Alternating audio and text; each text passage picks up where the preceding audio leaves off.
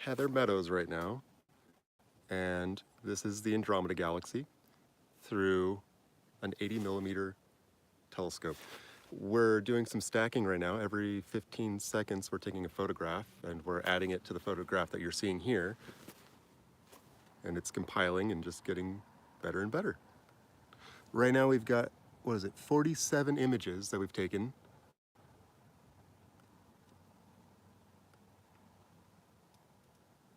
That's pretty cool.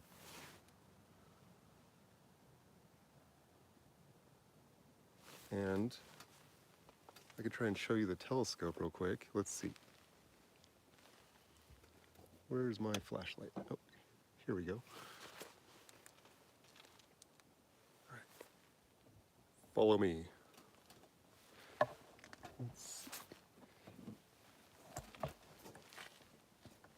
We're using the LX65 mount. It's a little dark out here. And we're using the ZWO ASI 294 on the Meade ETX 80.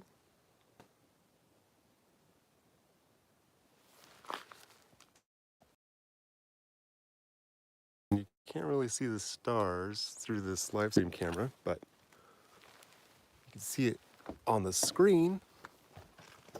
Lots of them.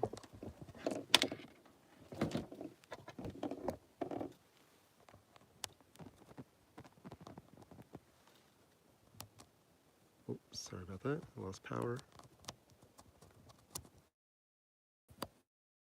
There we go. Okay. Cool. Space. And we're going to check out some other stuff too. So this is the Andromeda Galaxy. We've taken 55 photos so far. And we can go ahead and stop taking photos now. I'm going to save a copy of this photo. Also, we've been saving a single image every time. Every time the 15 seconds exposure goes up, it saves a new image. Let's just take one last look at this before we move on to something else. Wow, this is cool. So here you can see some gas in the spiral arms. I'm going to try and brighten it up. Let's increase the contrast. And you can do all that right here in the image processing section of ASI Live. That's the program we're using. It comes with the cameras, the ASI 294. And, oh, that's so cool.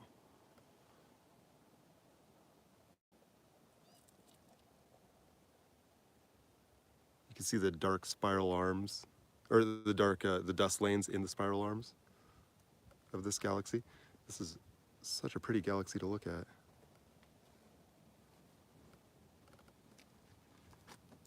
I'm going to zoom out. You can see the satellite galaxy here at the bottom that's orbiting around M31. Looks pretty cool, huh? Mm-hmm.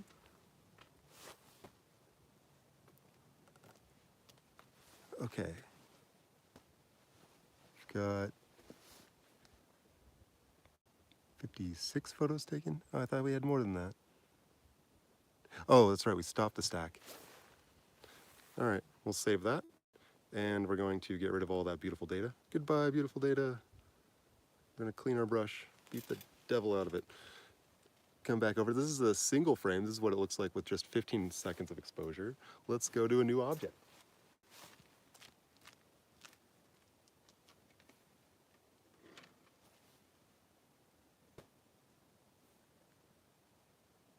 The double cluster.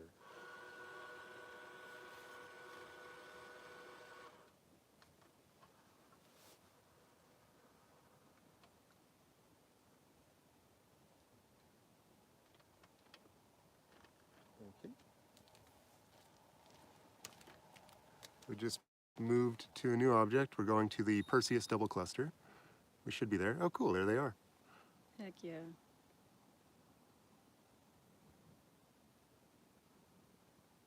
The mount should calm down and those stars should become nice and round here soon. Oh, look at that. That looks great.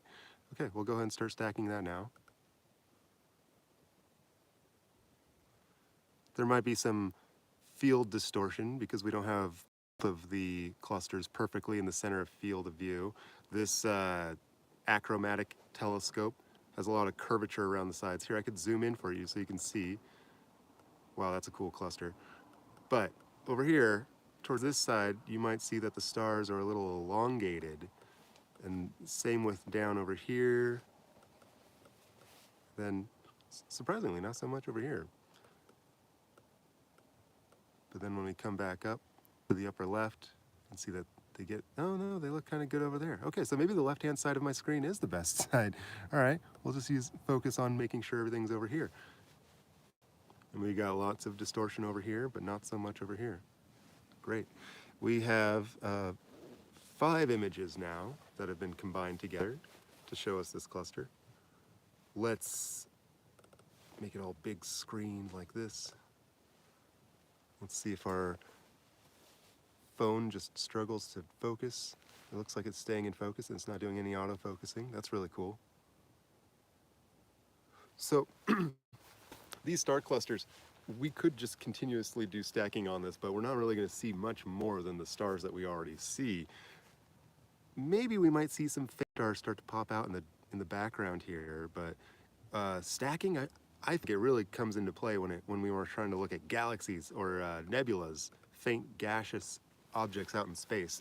But star clusters are still fun to play with. And that looks great. So this is the Perseus double cluster. These are 2 open clusters in the constellation of Perseus, but they're really like in between Perseus and Cassiopeia. And oh, bright lights.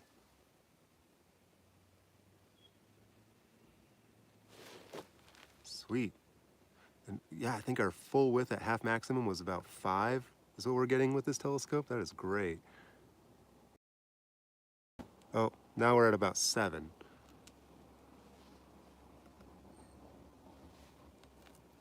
Which is still pretty good. 6.9 on there. A. So that full width half maximum, this is a number that keeps popping up down here at the bottom here. 6.7 is what it is. That's a score for the stars. And you want that score to be as low as possible. That means you have really sharp focus. 6.6.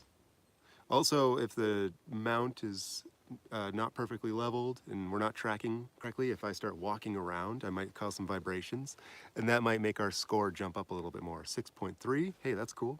The seeing conditions as well, the atmospheric turbulence could also ruin our score. Let's see if it goes down anymore. 6.5. All right, well, that's still pretty good. Sweet. So that's the Perseus double cluster. We've got 17 photos. I'll stop after 20, and then we'll move on to a new object.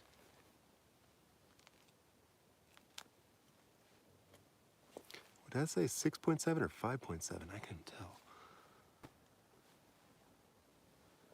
Let's see. I think that says 5.6 or 6.6. It's so hard to read it at the bottom there.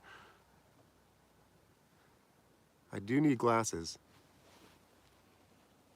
Okay, that says 6.3. All right. Okay, and we've got 20 images. Sweet. I'm going to go ahead and stop stacking this now. There's the Perseus double cluster. I'm going to save that photograph. I'm just going to go into my settings and make sure that, yes, we are automatically saving single frames during the stacking. That's what I wanted. Perfect. Cool. And we do have noise reduction turned on. Awesome. Now this noise reduction button down here at the bottom right, I believe that only adjusts the noise for the display, not actually calibrating your photographs. For that, you might actually have to take some dark frames to calibrate them. But look at that. The noise doesn't look that bad, actually. That's pretty cool. Same with the chromatic aberration. I didn't really see much on it on any of the stars. All the stars look nice and pinpoint. This is great. Good times. Okay, we saved it. We're gonna get rid of all that beautiful data. Goodbye. Go back to our single image. There it is, a 15-second exposure of the double cluster. Let's move on to the next object.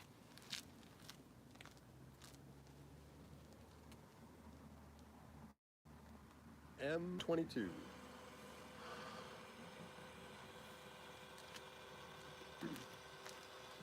So we do have some hills and some trees that might get in the way, and if that's the case, then we'll just jump to another object.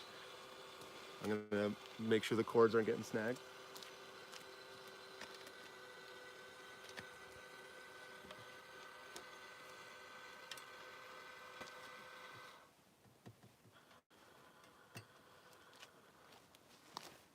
Okay, none of the cords got snagged, that's good.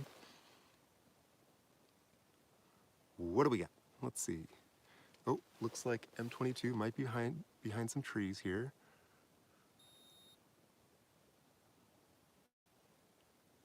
You can see our view is upside down. Like I said, we're on top of the world.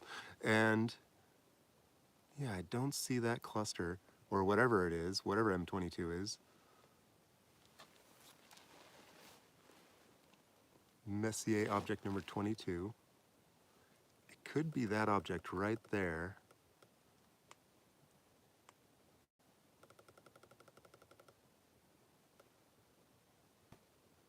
Oh, it looks like it moved a little bit. That's cool. Oh, I see it. It's right there. It's behind the trees right there. Okay, let's just wait a little bit. It looks like it might come out behind these trees. I think it might be a cluster of some kind. Oh, this is fun. Oh, cool. You see it? Yeah. And actually, here, if this is too disorientating, I have a trick here. We can flip the image vertically. Look at that. Now we're not looking at an upside down tree. That was this button right here off to the right that says flip. That is so cool. We're just watching a cluster pop out from behind a tree. Mm-hmm.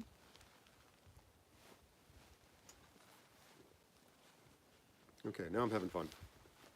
Before I wasn't. I was bored. So I don't think we can really stack this because of the tree, but this is still fun to watch.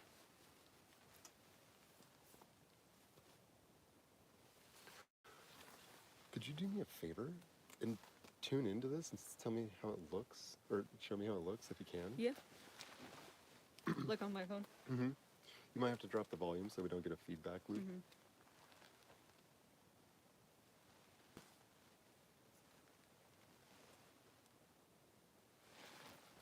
Wow, the Milky Way. That is beautiful. Stretching straight from Perseus all the way to Sagittarius. Clear across the sky.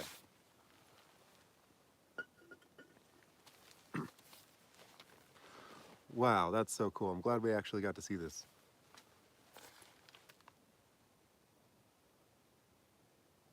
Oh, cool. I was worried that this, on my screen, it looks like it's very dark on the edges here. Mm-hmm. But no, that looks fine. Mm-hmm. What do you think? Yeah. Cool. I agree. Oh, it shows that you're watching too. Awesome. And you're able to get service up here and see it. Mm-hmm. All right. This is worth it. Gave you a comment too. Thank you. Well, there you go. There is Messier object number 22. I'm going to see if I can find out any information about this real quick.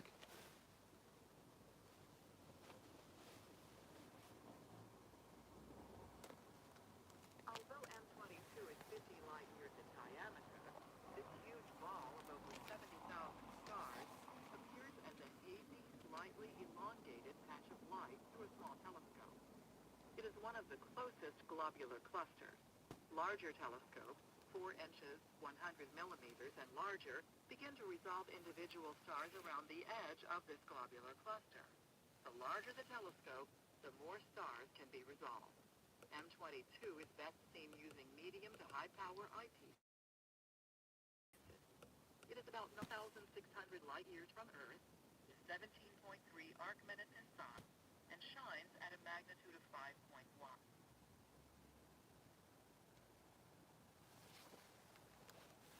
Well, there you go.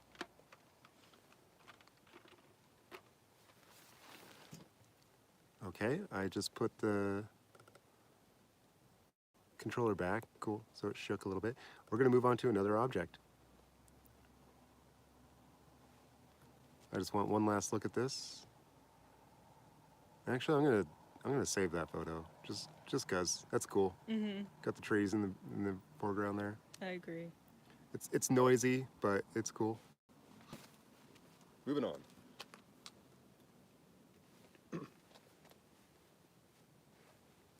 Oh, this is also known as NGC 6656. And it's in Sagittarius. Its magnitude is 5.1. And it is 16, what is that, arc seconds? Or I think it said arc minutes. arc minutes. Thank you. Yeah. 16 arc minutes in diameter? That's what I thought it said That's a, on the I feel recording. like that's big. I mean, look at it compared to the size, like, look at it next to the trees. That's true, it is, yeah. It just seems like a big cluster. Mm-hmm. I think it's also said that it's the closest one to us. Oh, cool. So maybe that's why it's so big. Oh, I didn't even hear that. Okay, we're gonna go to a double star now. We're gonna go to Albiro.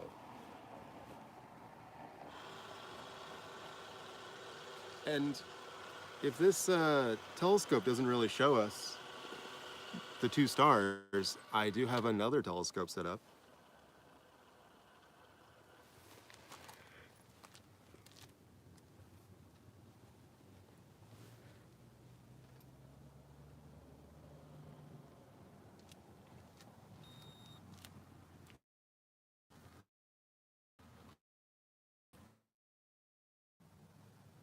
Okay, there they are. Two little stars. They're blurred together right now because the tracking is still down. It should calm down right there. Okay, cool. Should we try it? So that I can fit 2-inch. It'll be a 2-inch camera instead of an 1.25 inch. So I've removed the 1.25 inch. And now, oh boy, this is tricky in the dark. All right, got that off. All right, now I'm putting on the 2-inch adapter, and I'm going to put this into our 8-inch telescope.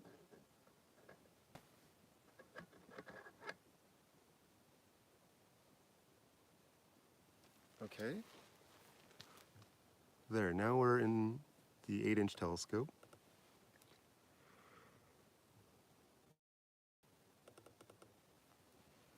I don't see nothing. Watch, those are them right there.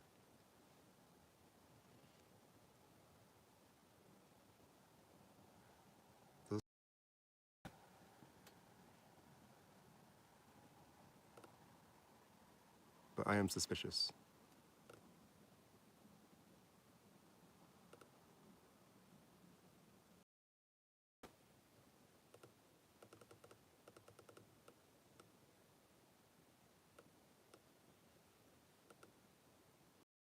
I think those are them. I think we just zoomed in that close. We're using an 8-inch telescope now. Oh yeah, that one's yellow, that one's sort of bluish, right? Mm-hmm.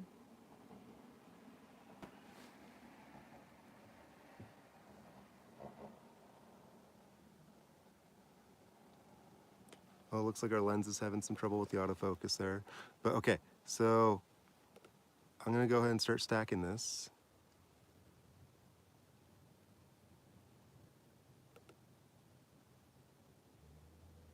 And we'll just stay here for just a little bit, and then we'll move on to a new object. Ooh, still we're getting that full width, half maximum into 6 point somethings. That's pretty cool.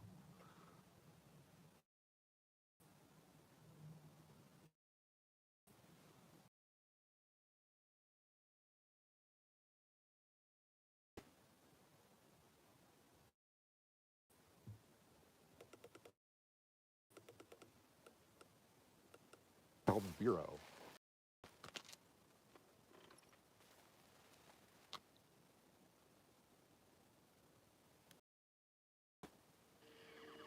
Star Albireo. Analysis. Head of the swan constellation Cygnus. Temperature. 12,100 degrees Kelvin. Beautiful blue and yellow double star. Albireo is the beak of the swan Cygnus. It is an easily resolved binary star with a yellow and blue pair of stars. Its magnitude is 3.5 and is 385 light years distant. That's it? All right. I'm going to go back to the 80 millimeter telescope now. I feel like that one kind of just does it all. I'm not sure if Henrietta really brought more detail out of this. Yeah, I don't know. It definitely like separated them a little better, but Okay, so I'm going to attach, oops, sorry about that. I am now attaching the 1.25" adapter again, and we're going to go back to the 80 millimeter telescope. There goes your night vision. yeah, I know, right?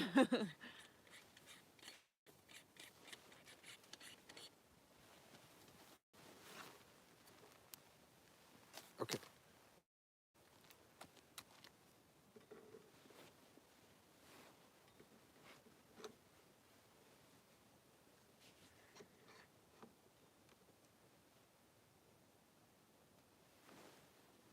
Okay. The 80 millimeter telescope is now back online.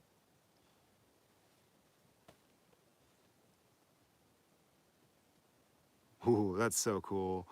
All right, I'm gonna go and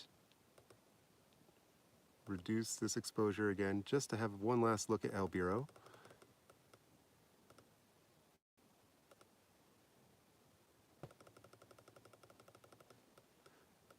I'm really skeptical if we actually saw it in Henrietta, Yeah, because this one looks so much smaller than that one. right. I was expecting to see like a big star and a little star right next to each other. So just so you know, everyone online, we might have named it the wrong thing. But there you go, there's the double star. Let's move on to a new object.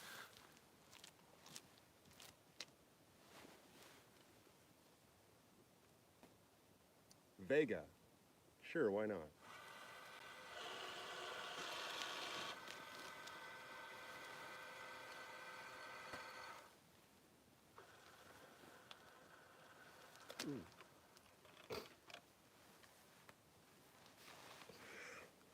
Vega's too high.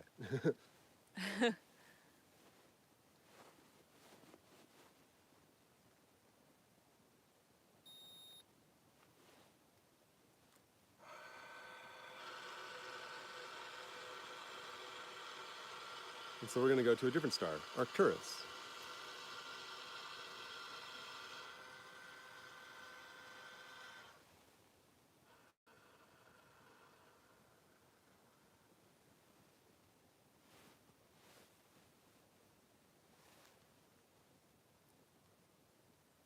Uh-oh, I might have sent my alignment off. So I aimed at Vega, and Vega was too high. And so the mount kind of ran into the camera ran into the mount a little bit, and now my alignment might be off. So let's see if I can get Arcturus in view here.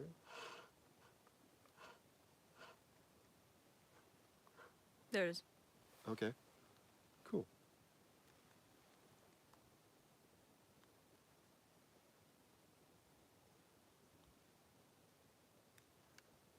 And if I lost my alignment, no big deal. We can just redo the alignment. Let's see if I can get it in center.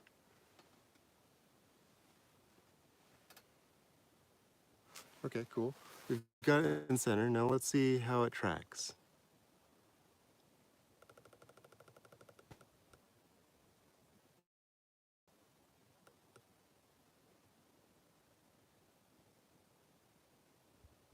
Well, it seems like it's drifting just a little bit.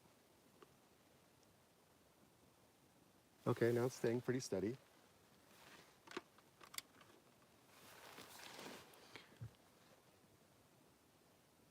Cool, this is a bright star Arcturus. Let's see how it looks at a higher exposure. How about 5 seconds?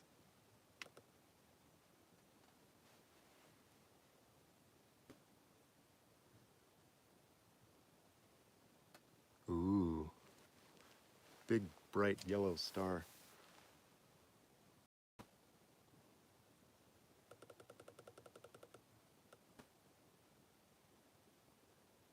Cool. Sure, let's start stacking some of that, why not?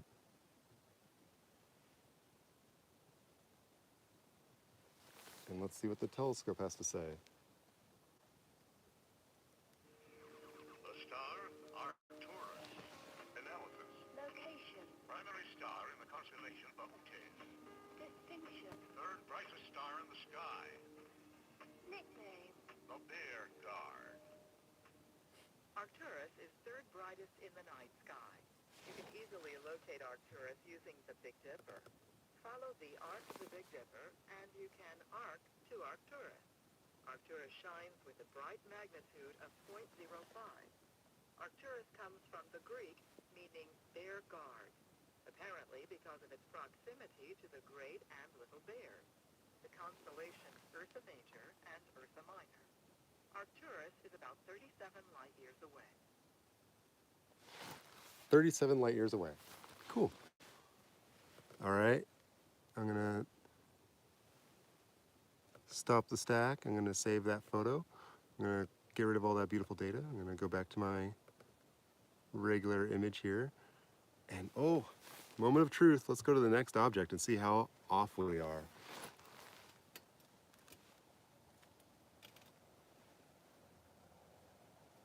Messier number 34. Let's go.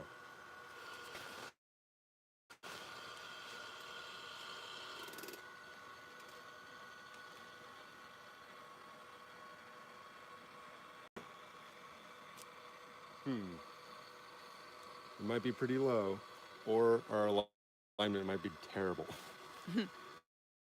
We'll see.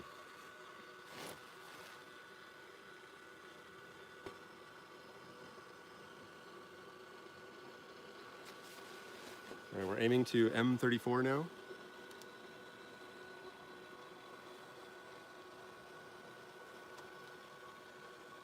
And if we're way off, then we'll do a realignment with the telescope and then get back to it.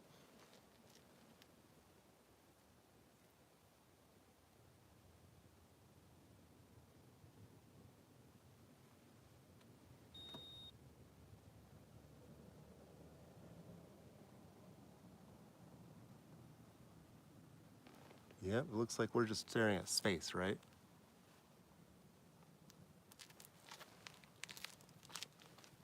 So, let me see. M34, yep, I'm not aiming at anything right now.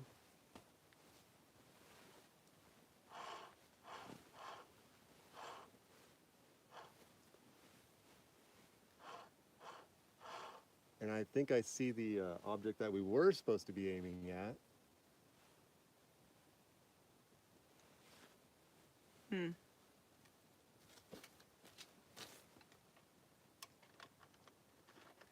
Looks like an open cluster. Mm-hmm.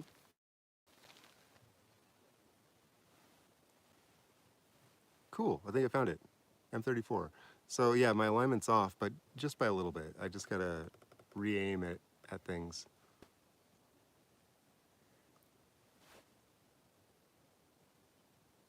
Cool, let's see if I can bump the exposure. No, open clusters are fine with like short. Oh wow, you can see it drifting though. That's not good. Yeah, that's not good at all. All right, let's do a realignment. So I'm gonna go down to like 1 second exposure here.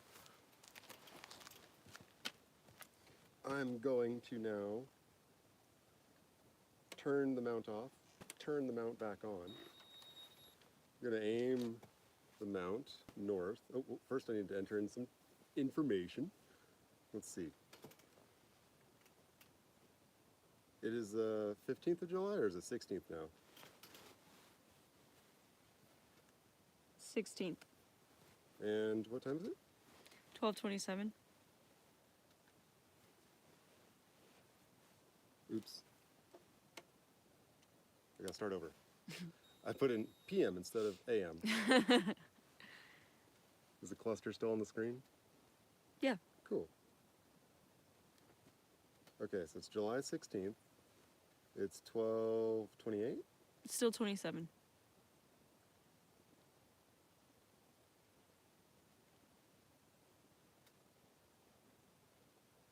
12:27 a.m. Daylight savings time, yes. All right, easy alignment mode, yes. But first, I'm going to go all the way back over to the north. So I have to aim this thing around a bit.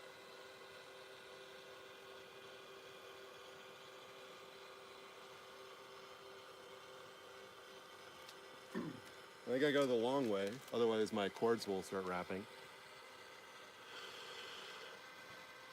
Oh, can you see a bubble level on your phone?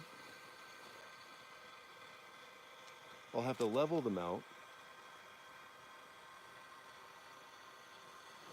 Thank you.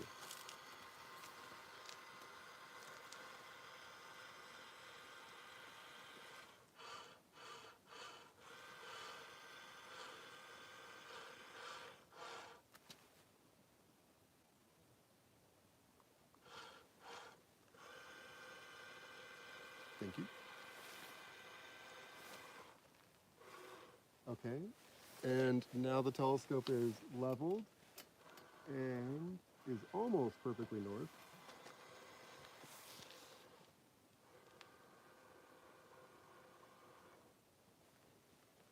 Okay, the telescope's now north. And I'm going to say yes, let's do an easy alignment. It's going to select Arcturus. If it wants to go to Vega, I'm going to say no.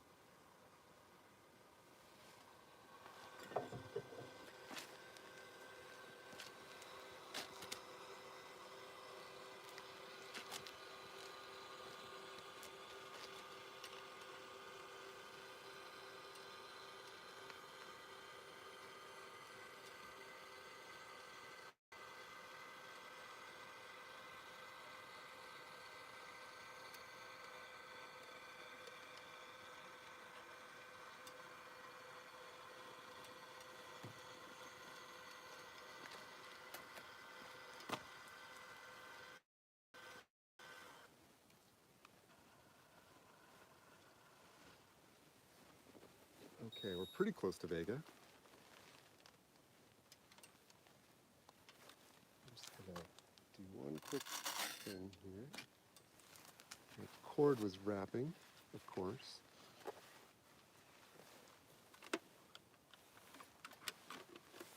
Oh, the struggles.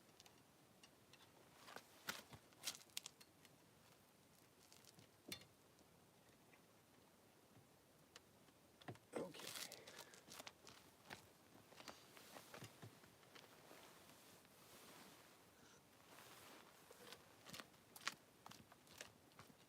I don't know why my telescope decided to just wrap everything up like that. Okay. Okay. Is that Arcturus right there? No, that's not Arcturus. Or is it?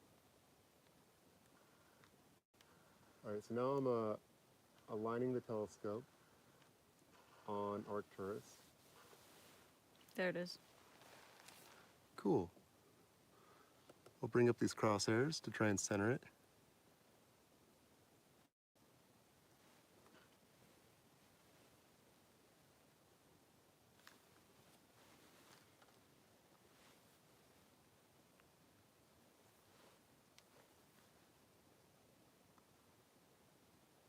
I just need to get it pretty good, not perfect.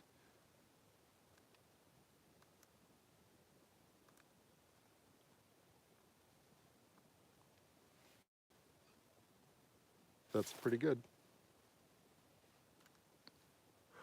Now it's going to go to Altair. Yes, a much lower star. I like that.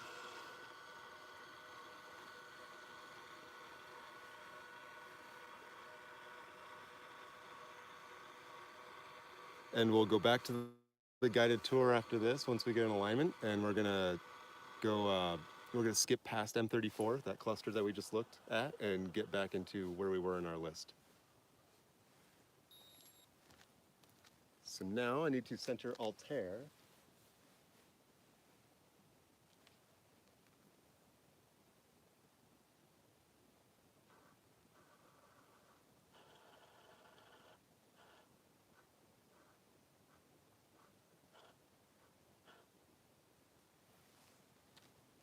Oh, cool, there it is. Now I just need to get it perfectly in the center, or as close as I can.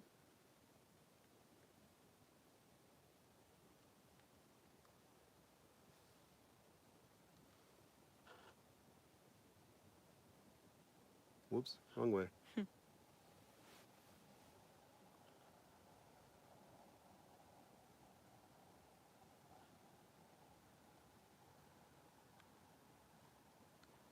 Move.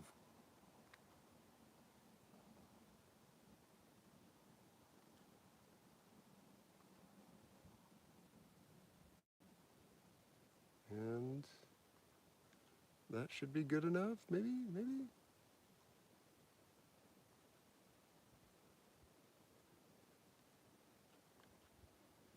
Just being a perfectionist, why not?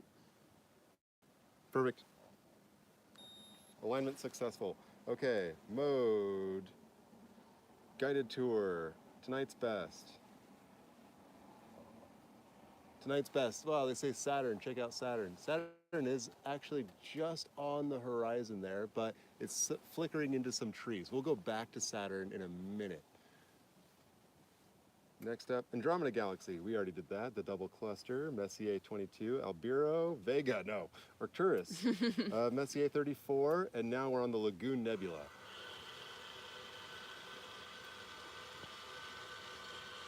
Let's see if the lagoon is actually in the sky and not behind some trees. That'd be cool. Oh, cool. It looks like the viewfinder landed right on it. Nice.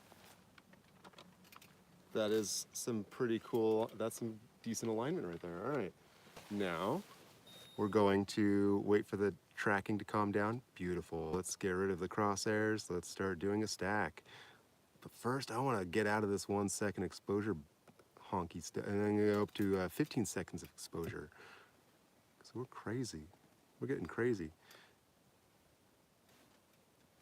Good, we got our noise reduction going. I feel like I should have brought more coffee.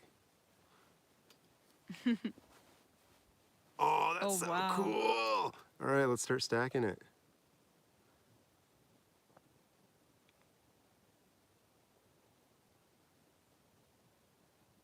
I feel like I see something over here too. Mm-hmm.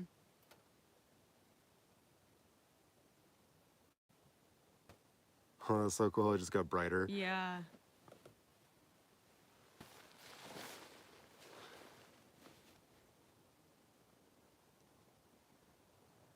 All right, every 15 seconds, we take a new photograph. And it builds onto the previous photograph. And we'll stay here for probably another couple minutes, just building some data, getting some Lagoon Nebula photos. We can stack all of these later on too, and use like Deep Sky Stacker or some other program if we want to, but right now we're just stacking it live. It looks like we are kind of blowing out the core. All that detail is lost. Let's see if we can mess with our display settings to bring it back.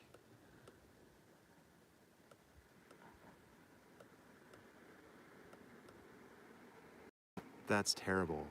We lose all the nebula when we do that. I don't like that at all. Hey, that looks pretty good though. Yeah.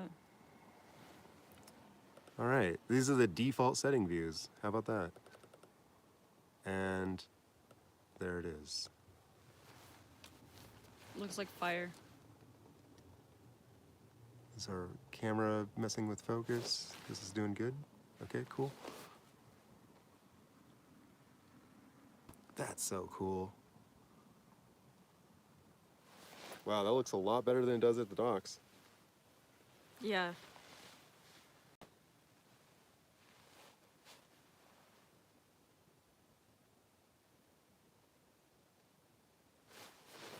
Pretty, pretty. Oh yeah, let's hear what the telescope has to say. This diffuse nebula appears to be a puff of steam coming out of the teapot spout in Sagittarius. Large clouds of hydrogen gas within the nebula are heated by newly formed stars. These heated gases emit a visible glow, which appears red in long exposure images. When viewing the nebula with a telescope, the eye is not as sensitive as photographic film, so it appears as a pale white irregular cloud. The open cluster NGC 6530 can be observed embedded within the nebula, and dark bands of dust also can be seen. The Lagoon Nebula has a diameter of roughly 115 light years. Because of its large size, it is best to use a low-power wide-angle eyepiece to view the nebula in its entirety. Say 115 light years. Allowing for only a small portion of the cloud to be seen at a time, but in greater detail. The Lagoon Nebula is one of the more impressive nebulas that can be viewed in a small telescope. It is about 5,150 light years from Earth, is 80 by 40 arc minutes in size, and shines at a magnitude of 6.8.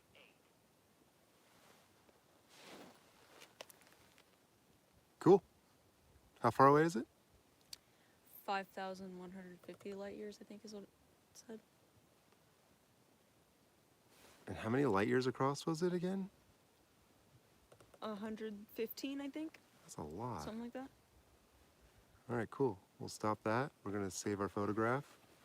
We're going to get rid of all that beautiful data, and we're going to go back to just a single image here. That looks great. We're now going to jump onto our next object. I'm going to angle this just a wee bit like that. Okay, cool. What's next? M5.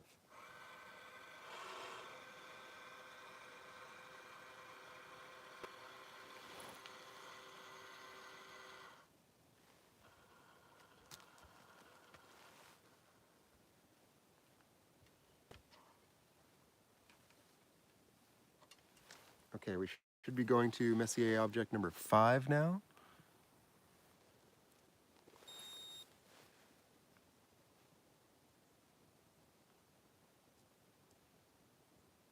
And it looks like it's behind a tree. We might be able to wait and see if it pops out from behind the tree.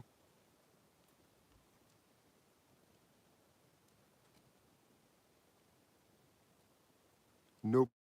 Okay, so M5, we might try to come back to this, but it looks like it might have already set, basically. I'm not sure if it'll rise again behind this tree. It looks like it's going down into the trees. Yes. Okay, so we're gonna move on to the next object. The wild duck cluster. Let's see if that's out.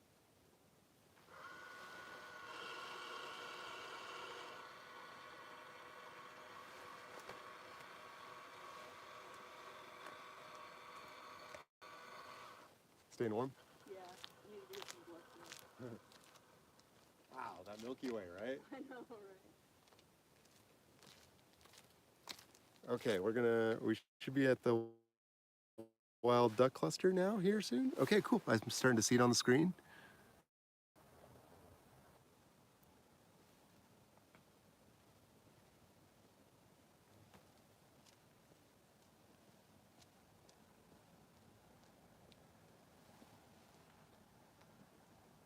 Excellent. Oh, cool little, I'm not sure if that's a shooting star. I'm gonna save that photo real quick. If that's a shooting star or just a satellite trail. Oh, it's probably a satellite, okay. Once that satellite gets out of here, we'll start taking the stack. Did I hear the wild duck cluster? You heard the wild duck cluster. Cool, there it is. Let's start stacking it.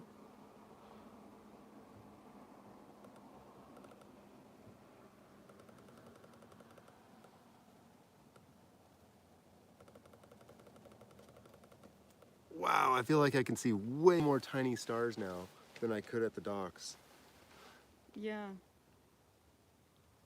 Alice is doing really well. Mm-hmm. None of those loading at all. They're so tiny.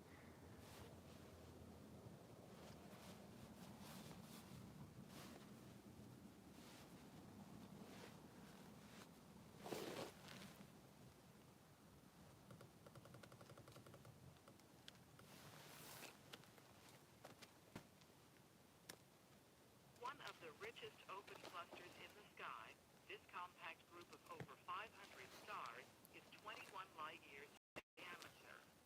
To some, it resembles a flock of ducks in flight. Through a small telescope, it might first look like a globular cluster, but it is possible to resolve the cluster into individual stars using higher magnification. It is about 6,000 light years from Earth, is 14 arc minutes in size, and shines at a magnitude of 5.8.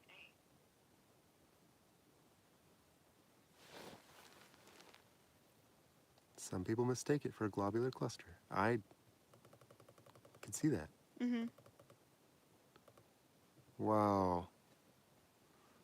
Look, you can see like dark nebula here. Mm-hmm. That's really cool. All the stars, unless this is just like a void of stars. I feel like that's some sort of dark nebula that's blocking out all the stars up there. This is wild. Wild duck cluster.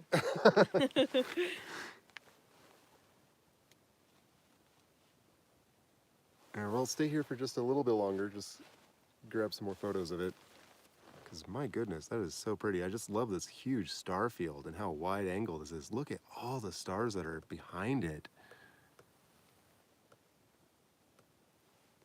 Or in front of it. Whatever. I don't even know.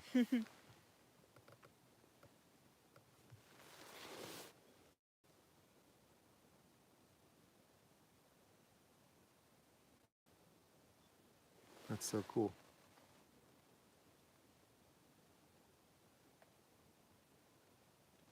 So we're using an ultra high contrast light pollution filter from Celestron. We're also using a ZWO infrared cut filter. So I've got two filters on this telescope, or on the camera, to try and minimize any bloating that I would have around the stars, any of the bright stars. You can see some halo around this star a little bit, and some fuzz coming off those stars. But otherwise, a lot of the stars are very pinpoint, and we can see definite color here, like an orange or a yellow star right here. And then, yeah, this one's kind of blue up here. So I feel like this filter really brings out the colors very well. It allows them to be like almost like the true colors, and not so much purple due to the aberrations caused by the achromat. Since we're using two lenses instead of three layers of glass, instead, yeah, we're using a doublet, and so the blue light might not come to perfect focus. I mean, we should get halos around everything, but yeah, hopefully that's what these filters are getting rid of. My goodness. I'm just lost with how many stars there are. That's a lot. We don't usually see this many. It's black. The sky is black, or like actually it's like a gray down in Bellingham. This is wild. That is so, yeah, I know, wild duck cluster. I get it. Yeah, this is so cool.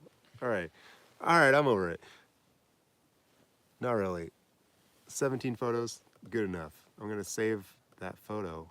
Wow.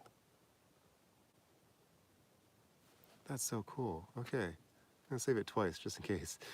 Clear all of that data. Goodbye, wild duck cluster. You were good to us. Let's move on.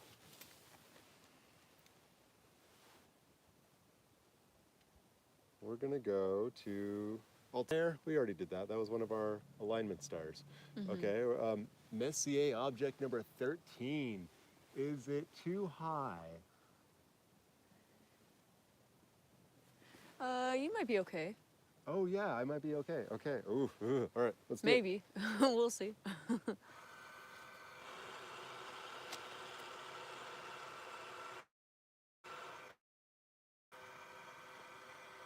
Yes. We have plenty of Nice. inches. Ooh. Man, I did not think that the mount would not clear, or the eyepiece wouldn't clear. I should have tested that first. So if we aim straight up, we will lose our alignment. But this object that we're aimed at is not straight up, but a little bit down. I would say it's like 70 degrees or 80 degrees. Oh, wow, really bright shooting star just flew through that Oh, constellation. I missed it. Mm-hmm. I was looking at it on the screen. All right, if it's nice and pinpoint over here, I'll start stacking. Otherwise, I might want to move it to the left-hand side over here, because I know that we've got a lot of distortion coming on over here. Yeah, I might want to move it. Let me see. Let's wait for one more stack. Or one more photograph. Ooh, is it drifting?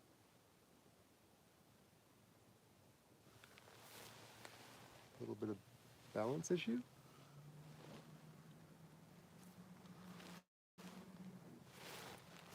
Yeah, I got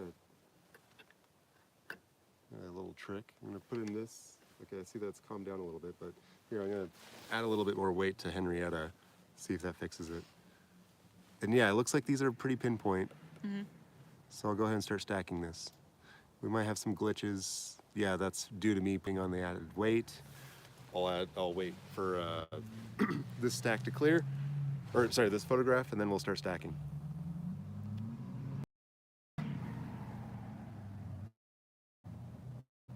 They're going up? Yeah, they're going up the mountain. How about that?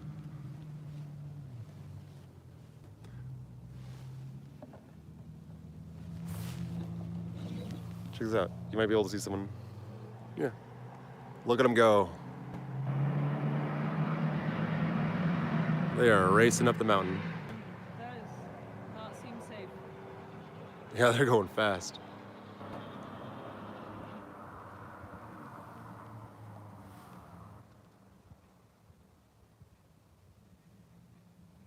Cool. Okay.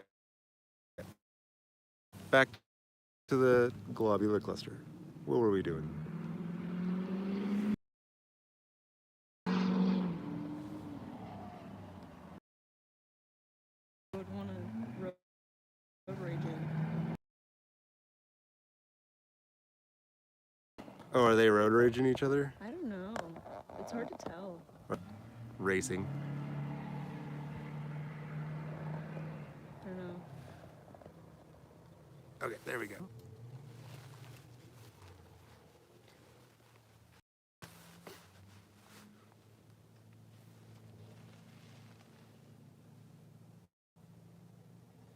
Well, if they're going up to Artist Point too. They're gonna definitely be able to hang out with each other. They're going to the same Yeah. parking lot. I hope that they just together. Okay, so let's see how the stack's going. What do we got? Got 2 images stacked so far. Cool. I'm gonna go ahead and oh, that's cool. Satellite. Welcome aboard. Look at that. We got a little NGC galaxy up here to the upper right Oh, cool. already. It's getting a little brighter too. Look at a globular cluster, but look, get a little brighter in just a second. Let's see.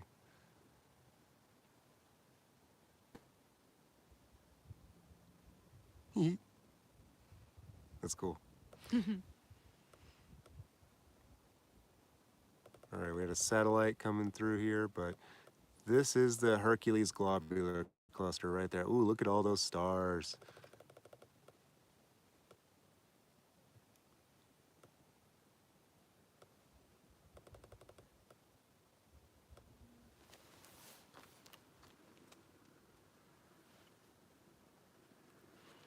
M13 globular cluster.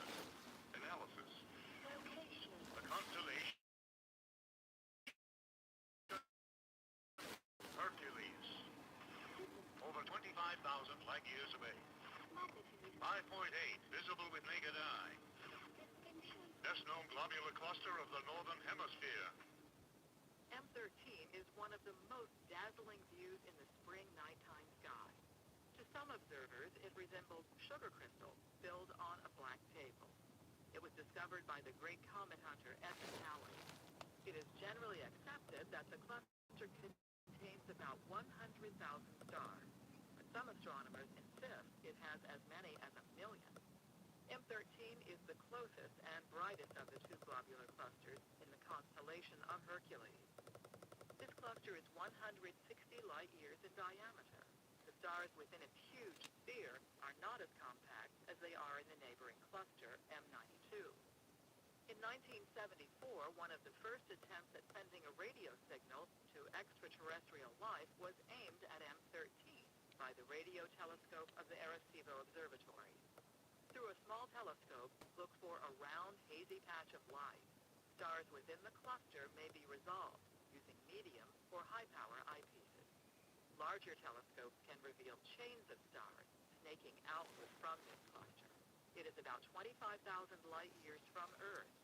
It's 23 arc-minutes in size and shines at a magnitude of 5.9. I feel like it always cuts off. Yeah. 5.9. Oof. FM, we had a full width half maximum at 5.3. That's a good score.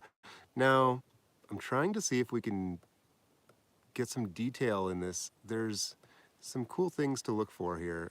The propeller is actually what I'm looking for. My friend Bob showed this to me. Bob, you're watching? Hi.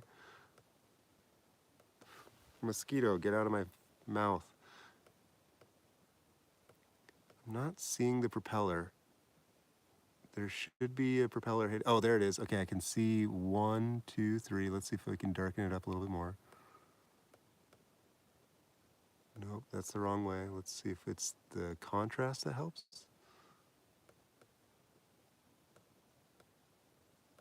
Okay, there it is. I'm starting to see it more now. Let me see if I can zoom in on it for you. I see 1, 2, 3 right there, but let me see if I can dim it just a bit more.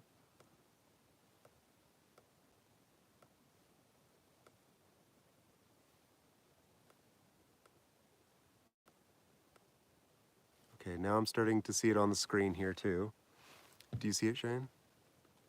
1, 2, 3, through the propeller right here. Yeah. No, I can see it on the screen too.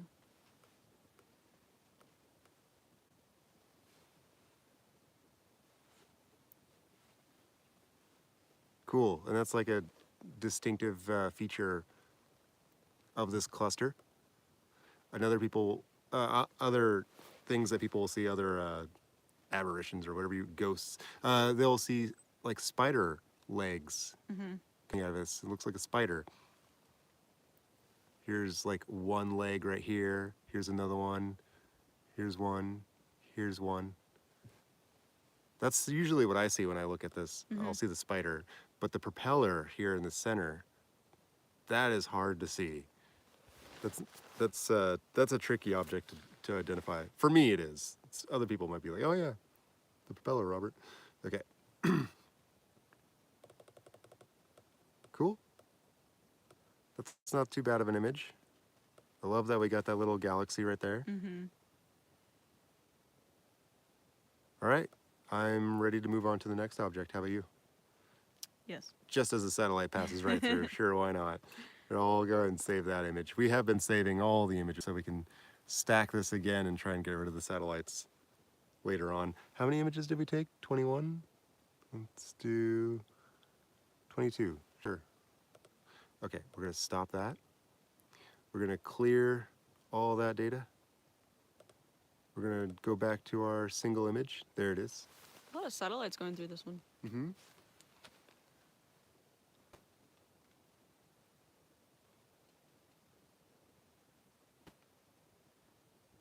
Daneb. Nope, Daneb's too high. The Eagle Nebula.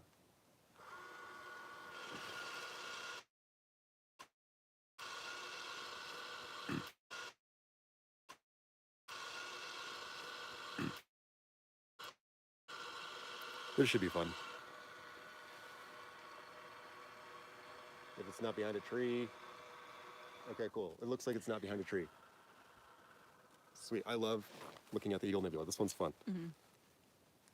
We should get the pillars of creation in here. The eagle itself, I feel like it's really hard to see. It's tiny. What I think is the eagle is really tiny. Let's see. All right, there it is. We're gonna wait for the tracking to calm down, and then we're gonna start doing a stack. Oh, I can't wait. This is fun.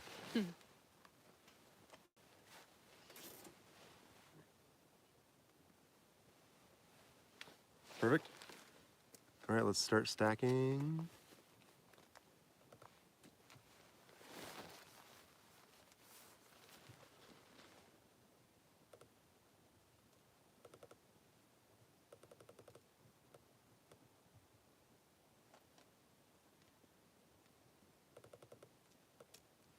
So we've got 2 images saved right now.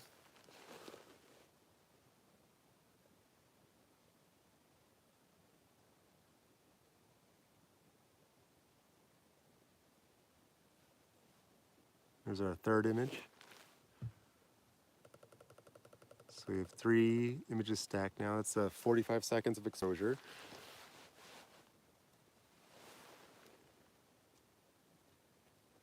We're about to have a minute now. Cool. And here is the pillar, one of the pillars, and here's the other one.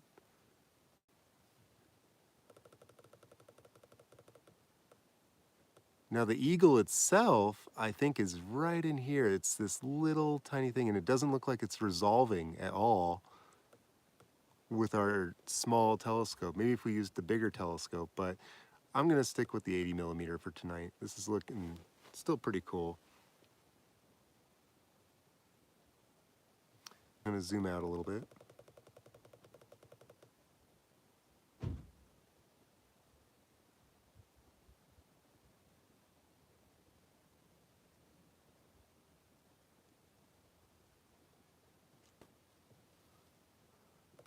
Zoom out a little bit more.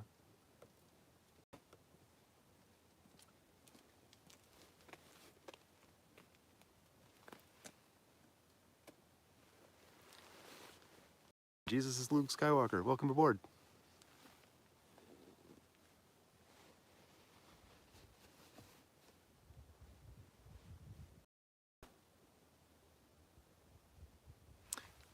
Oh, hey, Daddy-O. Yeah, we got the new laptop working.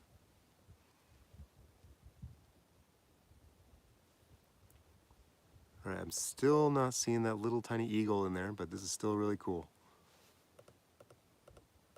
I'm gonna zoom out more because there's a lot of nebula out here.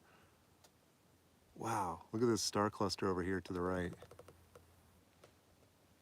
Oh, that's cool. Let's see if I can brighten it up a little bit.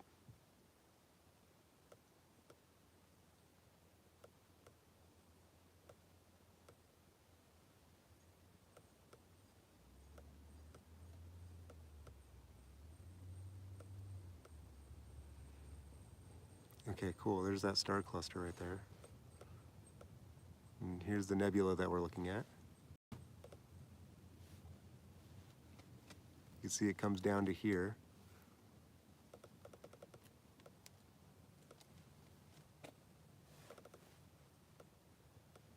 Cool. The Eagle Nebula. We'll stay here for just a minute or two more, and then we'll move on to the next object. I'm guessing it's going to be the Swan.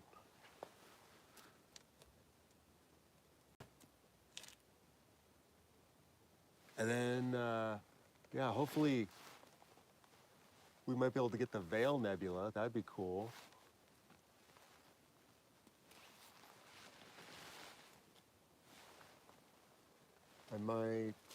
Yeah, we might be able to do that. We'll give it a shot. All right, let's see how many photos we've got. We've got 15. Let's take a few more.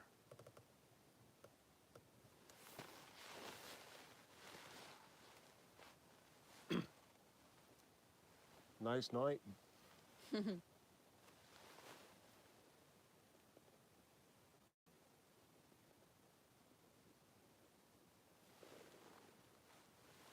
Wow, that is a really pretty nebula. It reminds me a lot of the Orion Nebula, I was gonna say that. especially just because like this part of it's dark, Mm-hmm. and then And then it goes like boom, yeah, it kind of like just explodes in one direction. mm-hmm. Like a shape charge. Bunch of stars right in the middle. Mm-hmm. It's like a stellar nursery. Wait a minute, what is this thing all about? The Eagle Nebula was made famous by photos taken by the Hubble Space Telescope. A small portion of this nebula was shown in amazing detail, revealing 3 giant columns surrounded by swirling clouds of gas. Hydrogen gas is heated by young newly formed stars. Clouds. New stars are being born in the columns of gas. Through a small backyard telescope, a faint wispy cloud can be seen surrounding a small cluster of stars. It's about 8,000 light years from Earth, is 25 arc minutes in size, and shines at a magnitude of 6.4. So it is a stellar nursery, basically. Cool. So yeah, it's very similar to Orion in that way. Mm-hmm.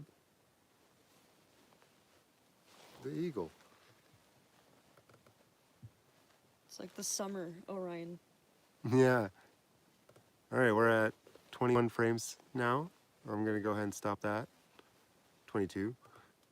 I'm gonna save this photograph. I'm gonna clean our brush, beat the devil out of it. We're gonna go back to the single image. Here, I did that by clicking right here. This switches, toggles between the stacked image and the single image. How close can you zoom in? We could zoom in, I think, really far actually. And we do have another telescope that we could zoom in even closer with, but that's pretty close right there.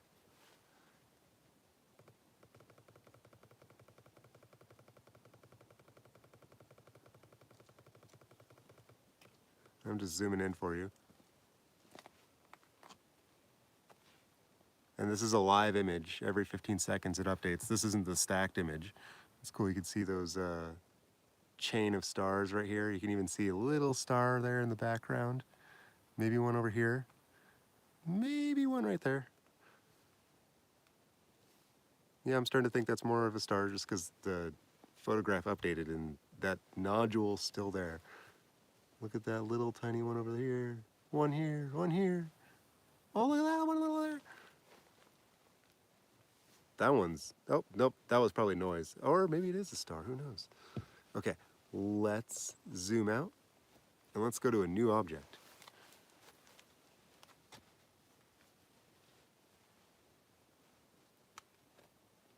Messier object number 15.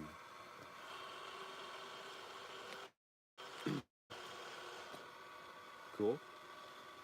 So I don't know what this object is. We're just going with the list. Our telescope has a list of all the best objects that are out tonight, and we're going off that suggestion. Let's see what this one is. M15. I think we did this before.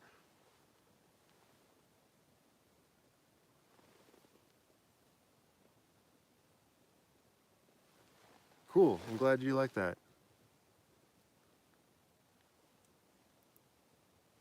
All right, let's see what we got. I'm gonna wait for the telescope to calm down. There we go. Let's see what this is. It's got a very bright little core. I might want to drop the exposure.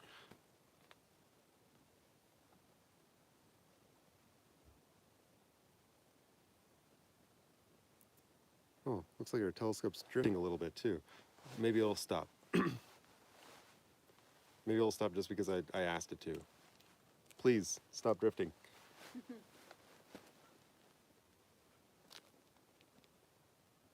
Yeah, that kind of worked. Yes, nicely. All right, so it is. Now, something that I can do to help with, if my telescope's drifting a little bit, if it's got a little kick in its step.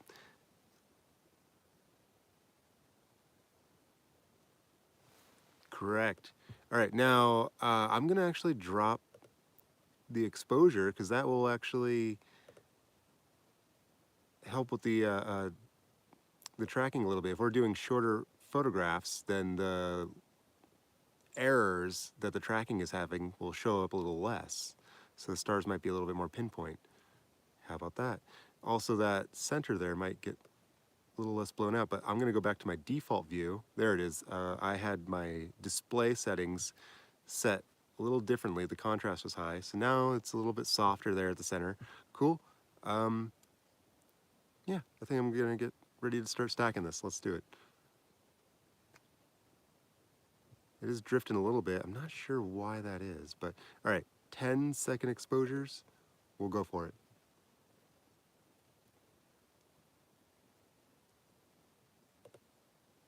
Oh, check that out. It crashed.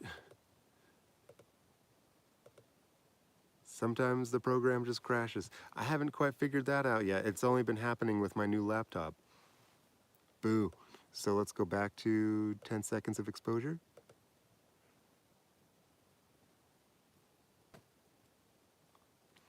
And I'm wondering if I just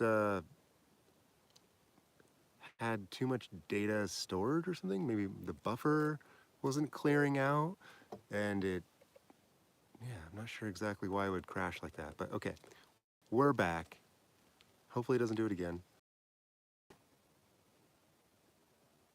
And let's start stacking, keeping everything crossed so it doesn't.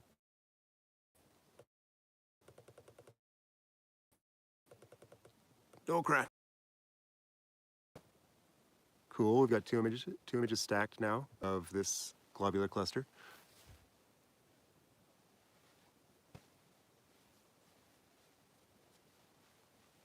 Cool. We got a mosquito that is very interested in this globular cluster. And I'm gonna see what the telescope says.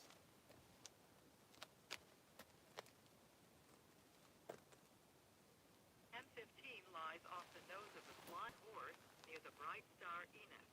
M15 is approximately 130 light-years in diameter.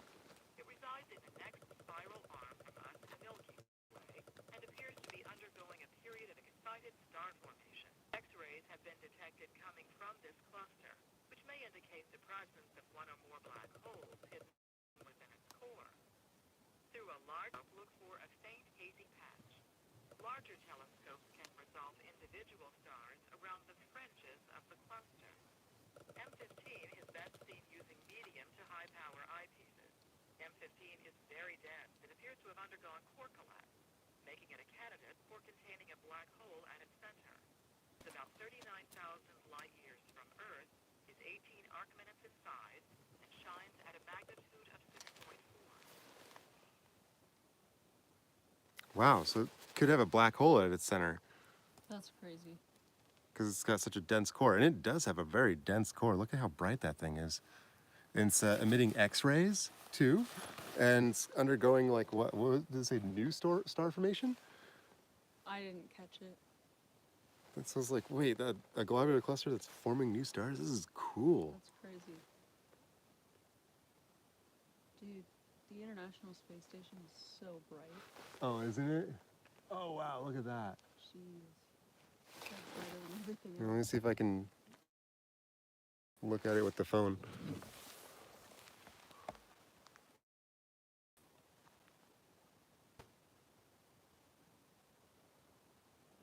Oh yeah, there it is. The International Space Station.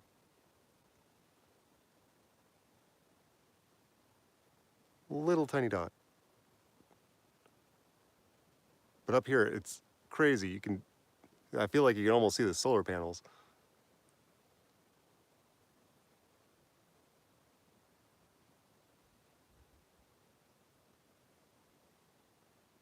Cool. We're still stacking here.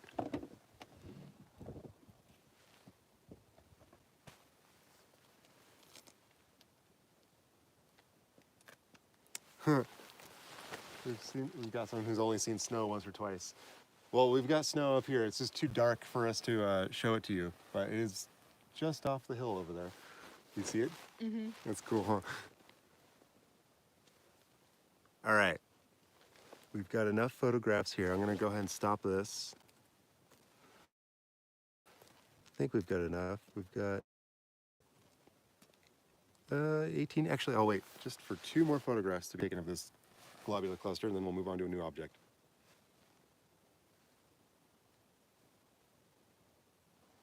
And yeah, thanks for joining in, everybody. This has been fun. Okay, we've now got 20 photographs. I'm gonna go ahead, I'm gonna save this image, clear out all that data, go back to the single image. It looks really cool, actually. Just that dense globular cluster in the middle of that rich star field. All right, new object.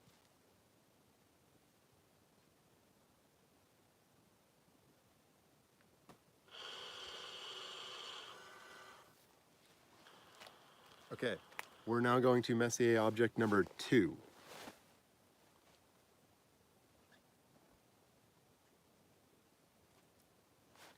Let's see what we get.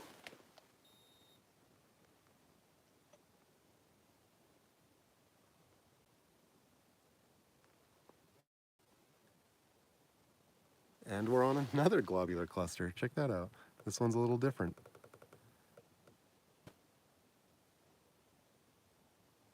So I've read that there's about 150 of these globular clusters that are orbiting around our galaxy, the Milky Way. And they orbit like moons orbit a planet. And you can look at another galaxy that's far away and count how many of these things are orbiting around that galaxy to guesstimate how big the galaxy is. Okay, we still got some drift going on. Let me see what's the deal.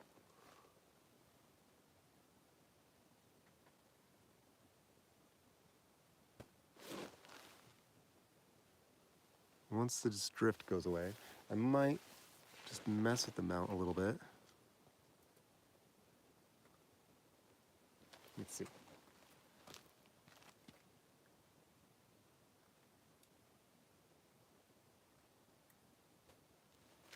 Okay, so all I did was moved the mount around a little bit, like I slewed it very slowly. And yeah, you can see that we've got 3 or 4 globular clusters on the screen now. And I'm hoping that that kind of just calmed down the motors. Maybe the motors were getting a little jammed. The temperature has been dropping out here.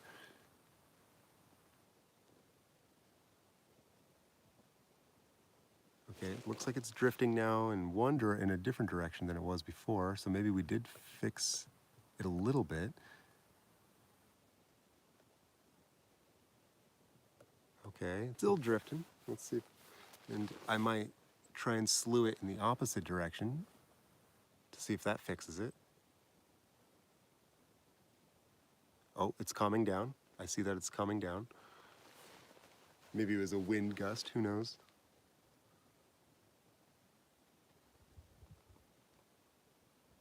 Okay, cool. Looks like our tracking has calmed down a little bit.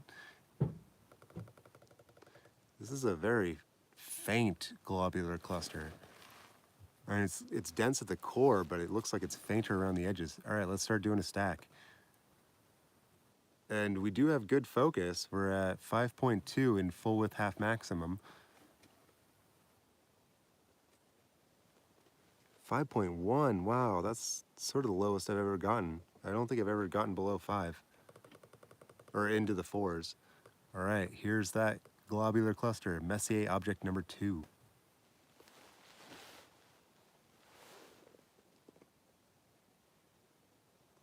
Really, really small compared to the Hercules globular cluster. And awesome, cool. Looks like we fixed that drift that we're having with the mount. All I had to do was slew it a little bit left or right and up and down, and that got rid of the drift that was happening.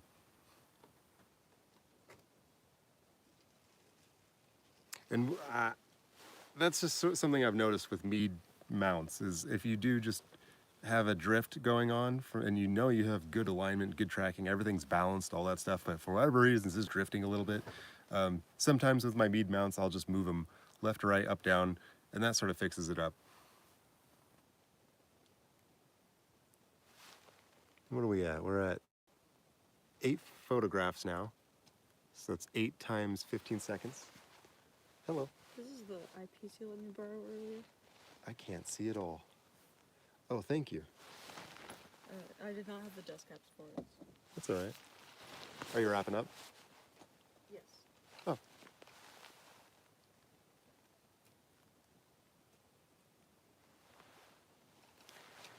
Cheyenne had her 102 millimeter telescope out.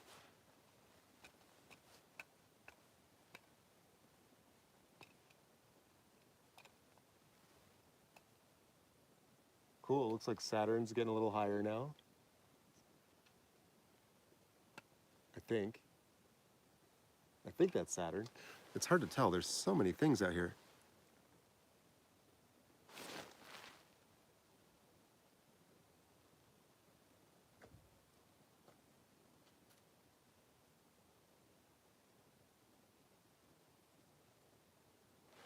Okay, let's go ahead and move on. Oh no, I'm gonna wait for just at least maybe one more photograph.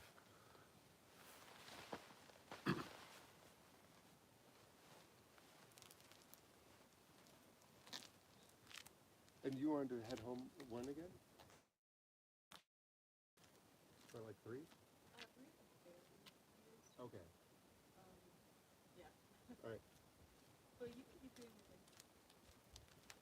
We're doing our thing. I'm getting some stacks. When I'm done with this session, I'm going to put a lens cap on my camera and I'm going to continue taking photographs at 10 seconds and 15 seconds of exposure. So those will be my dark frame photographs and I'll use those to calibrate all these images to try and clean up the noise later on using Deep Sky Stacker. You can kind of see the noise here. Let me see if I can actually bring this out. You can see what I'm talking about. I'm going to increase the saturation here. Oh, I don't have my noise reduction button enabled. How about that? And then I'm going to increase the saturation. And maybe increase the contrast a little bit. And you might see some colorful streaks that are running down the whole screen now. That's the noise that's being built into each image. My camera's struggling to focus. Sorry about that. The live stream camera. Okay, but yeah, you can see those streaks, and I'm hoping I can clear some of that up later on. I'll go back to my default view. Cool. We'll zoom back in on this cluster and have one last look at M2, Messier object number 2. Oh, I didn't even hit the. Let's see what the telescope says.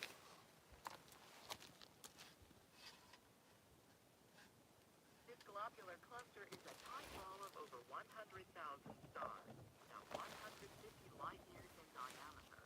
M2 is an easy target for small telescopes. Through a small telescope, look for a hazy star-like object. Larger telescopes are able to resolve individual stars around the edge of the cluster. M2 is best seen with medium or high magnification. It is about 37,500 light years from Earth, 13 Earth minutes in size, and shines at a magnitude of 6.5. Magnitude of 6.5.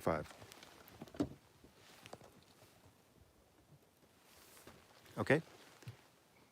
We've got enough images, so we're going to stop the stack. We're going to save this noisy photograph, and then we're going to get rid of all that beautiful data. Did I really save it? Okay, I did save it. All right, get rid of the data. Go back to our first image. You guys are cute. Thank you. All right, and then we're going to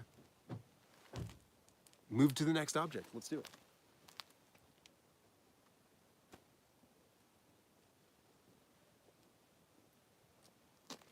Messier object number 92. This is another globular cluster, and this one is in Hercules as well.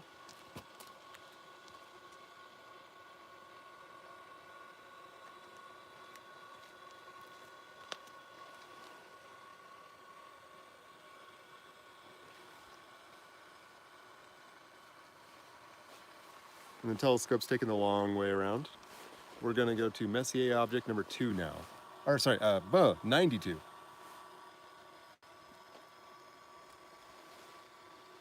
Those hikers?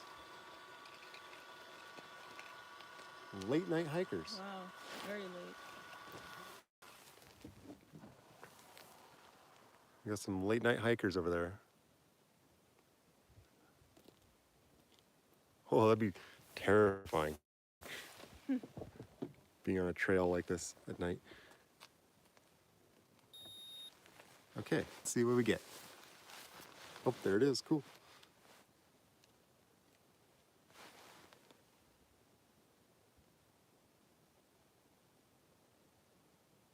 All right, cool. Good tracking on this too. Not a whole lot of drifting going on.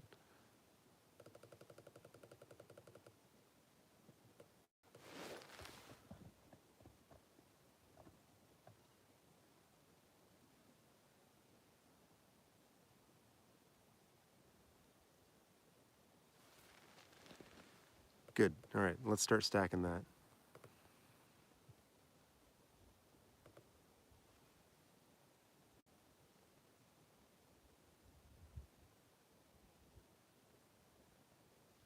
Yeah, no, this 80 millimeter is amazing. I'm thinking about buying a field flattener for it. It's about $150, and it should get rid of some of the coma, some of the field distortion that we're seeing on the edge here. But still really, really cool telescope. And yeah, just putting a couple filters on it seems to really make the stars go tiny, pinpoint. Without those filters, the stars are all blown out and the colors all off and everything. Let me see if I can fix my camera from autofocusing.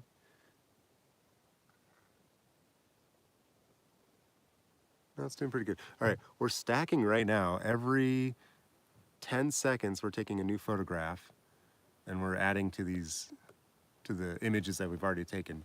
And 10 seconds seems to be pretty good for the clusters. 15 seconds seems to be better for the nebulas and galaxies.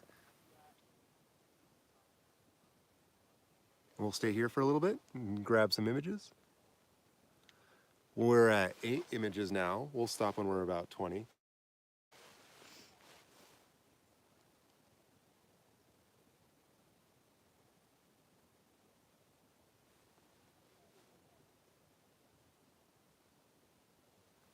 Headlamps. I got a really bright light too. I can shine right back at them. It kind of has. My light's brighter. Okay. We're still looking at, oh, let's see what the telescope has to say. M92 is one of 2 beautiful globular clusters in Hercules. This cluster is fainter and more compact than its counterpart, M13. M92 is 37,000 light years away. Through a small telescope, look for a round, hazy patch of light. Stars around the edge of the cluster may be resolved using a medium-power eyepiece. Larger telescopes are able to resolve more stars within the cluster. M92 can be seen with the naked eye under the best viewing conditions. It is 8.3 arc minutes in size and shines at a magnitude of 6.5. Wow, look at all the stars. They really popped out. At first it started small, and then after the stacking came in, you started to see much more stars around the halo. That's really cool. We are at 16 photographs stacked. We're going to take 4 more, and we'll move on to the next object. I'm going to zoom out just a little bit. And I see on the screen that the core is a little blown out, so we're going to try and dim the brightness here. Maybe reduce the contrast.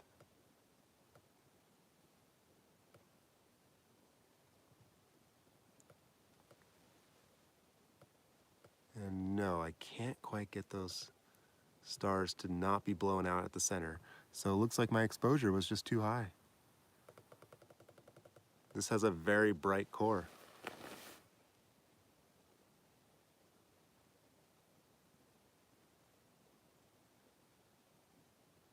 That's really cool though. Maybe we'll be able to do something else in Deep Sky Stacker that we can't quite do here. But there it is. There's our image of Messier object number 92. We're going to stop stacking. We're going to save the image. We're going to clean our brush, beat the devil out of it. We're going to move on to the next object.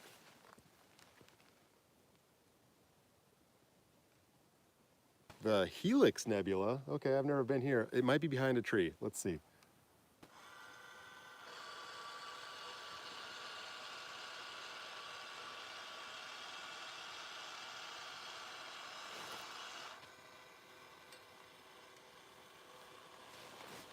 All right, the telescope is now slewing to the Helix Nebula. I've never even seen this object, so I'm suspicious.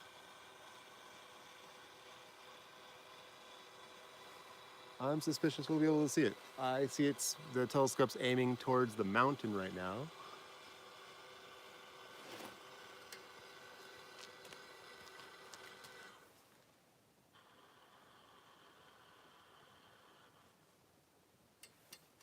And, oh yeah, we're aimed straight at the mountain. There's no way we're gonna see that object.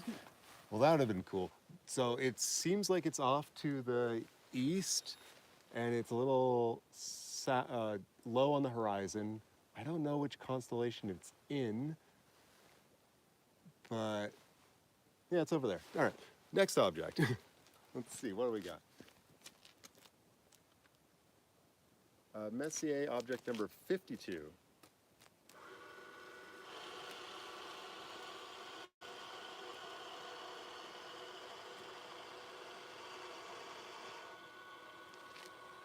Okay, we're going to Messier object number 52 instead of the Helix Nebula. And this object seems like it's much higher in the sky, and we should be able to see it. Okay, yeah, we're almost there. We're slewing in on it now. It looks like it could be close to Cassiopeia, and I think this one might have a nebula next to it. Let's see.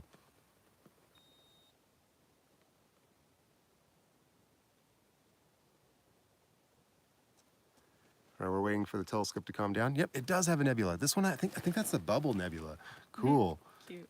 All right, so I need to center this a little bit better. It's way at the top of the screen. So what I'm gonna do is I'm gonna lower my exposure to something that's a little bit more easier to track here.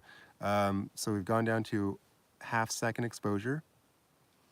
Sweet, so you can't really see much here anymore, but I can see some stars, one there, and one there. So I want these stars that I can see at the bottom of the screen. So I'm gonna come over here.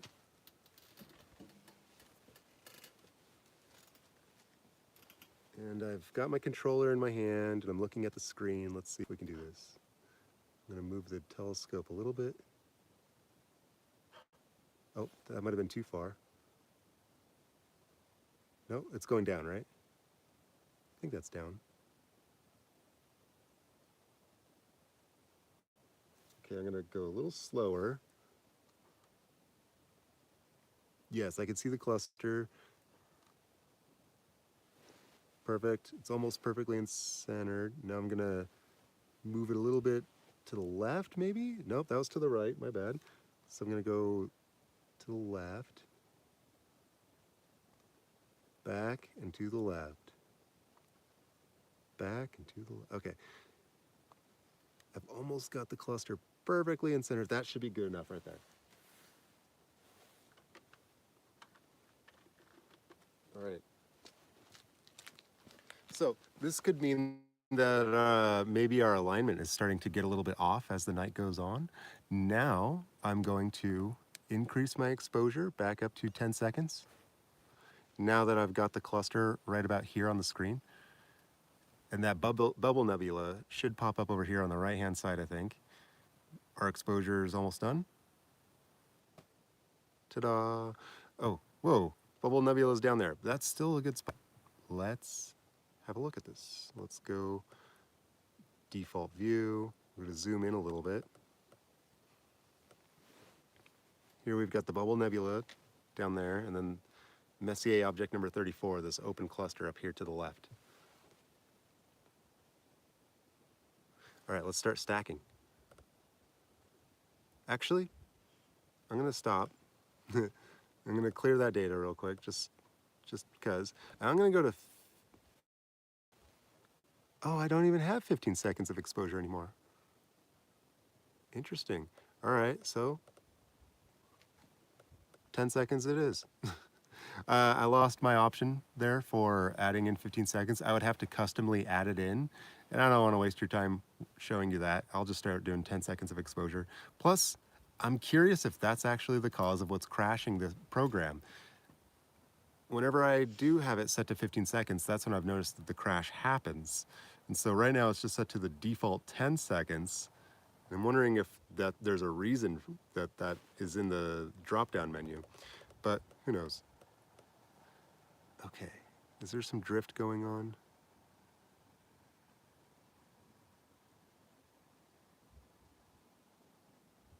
No, it looks pretty good. I think that this is just elongated due to the... No, it does look like we had a little bit of drift going in there. Well, hopefully with more stacks, these stars will become more round.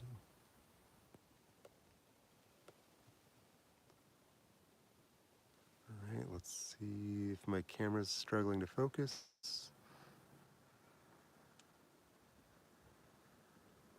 No, it seems to be doing pretty good.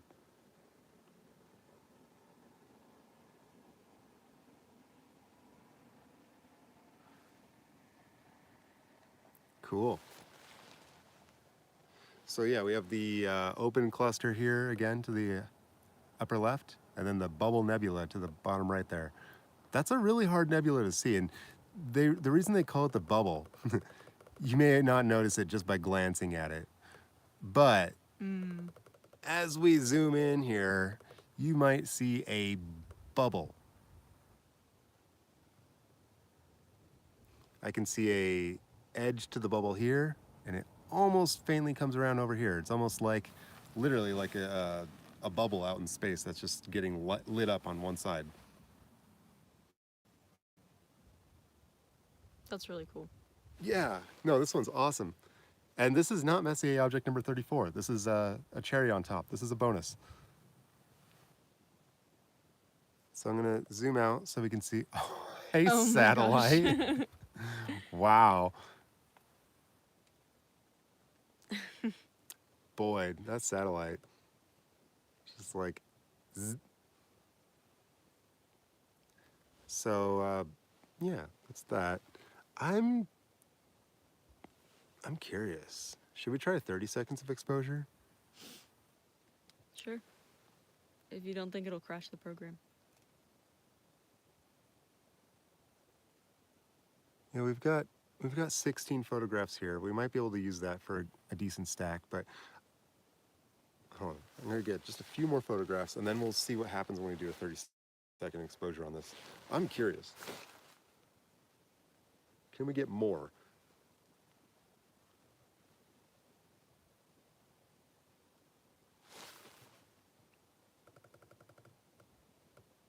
That's still really cool, though. Mm-hmm.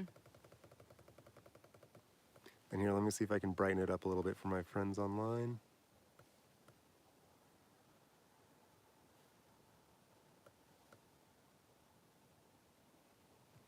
Cool.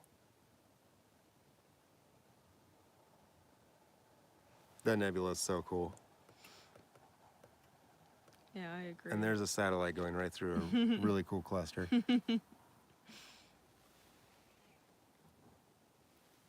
Now, usually the stacking program will clean out these streaks, but that's a really bright one. Darn, that's like as if the International Space Station just flew through or something. All right, so I'm gonna stop this stack. I'm gonna save this interesting image. I'm going to clean our brush, go back to the single image, and let's do the experiment. Let's go to 30 seconds of exposure. And it's gonna take a little bit for that 30 seconds to come in. Wait, No, that's not the, let's get rid of that.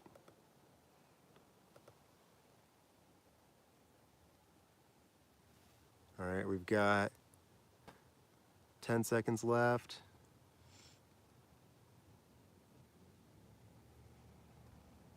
4, 3, 2, 1.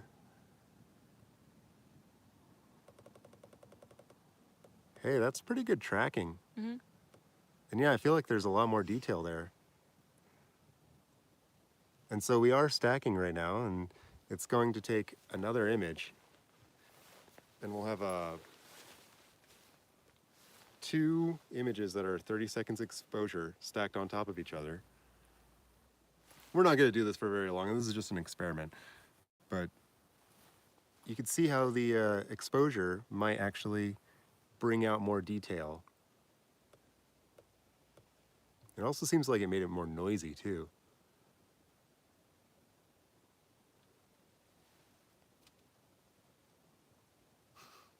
Thanks, Jesus.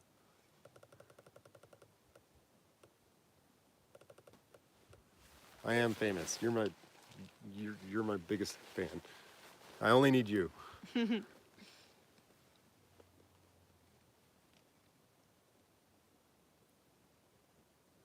Okay, and yeah, that's 3 images there at 30 seconds of exposure. So that's 90 seconds of exposure, but amongst 3 images instead of like 9. Actually, I'd say it's pretty comparable to what we were doing with the 10-second exposure. Wouldn't you? Yeah, I agree. I'm not really seeing all that much more detail. Maybe some fainter gas around here, but I may have actually already seen that in the previous image as well.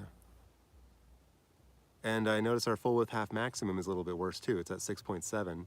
Before we were at like 5 point something. So yeah, 30 seconds of exposure, not really worth it. It doesn't seem like it.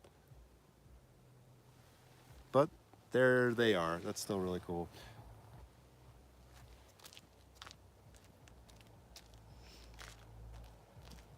Okay, I would play the telescope's recording, but we're going to move on to another object. We're going to stop this stack. We're going to save that photo for evidence. And we're going to clean our brush. We're going to go back to 10 seconds. Oh, no, not 60 seconds. 10 seconds of exposure. All right, the exposure just started over. We're going back to 10 seconds of exposure here. And there it is. That's a 10-second exposure as opposed to a 30-second. Ooh.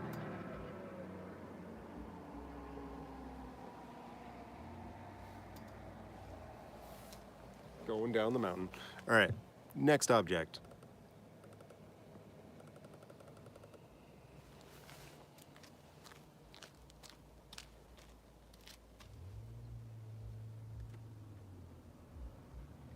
Enif.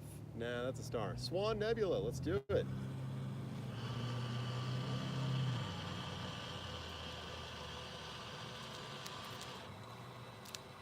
All right, now we're going to the Swan Nebula.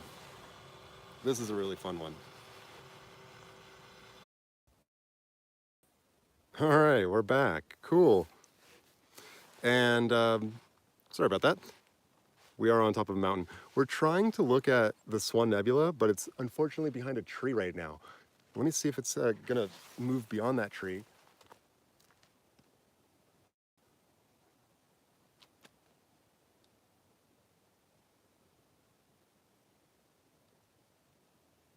And no, it's gonna go into another tree, it looks like. Let's see if it's still drifting. Is it drifting to the left? Oh yeah, oh, it's so cool though. You can kind of see it. It's back there. And I'll zoom in on it for you. We might see it come in between these leaves here, just for a second.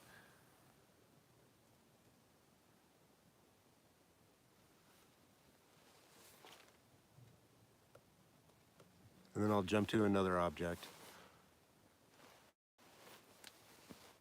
And this might be where we start wrapping up.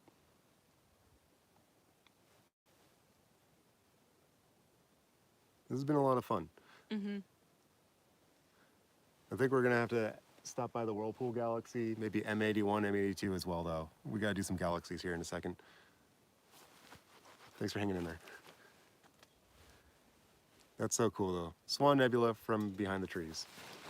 Yeah, this has been a really cool little event. I feel like you can make out the swan shape. Mm-hmm.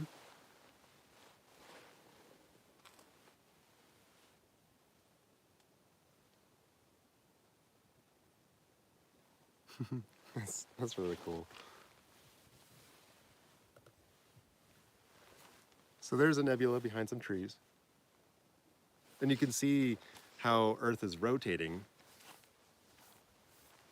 The object isn't actually like moving, and all the stars aren't moving behind the trees. It's Earth is rotating that tree in front of these objects. So let's go to something else.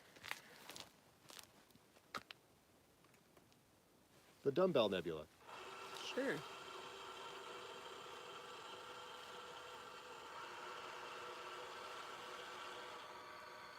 Ooh, I was afraid that was too high.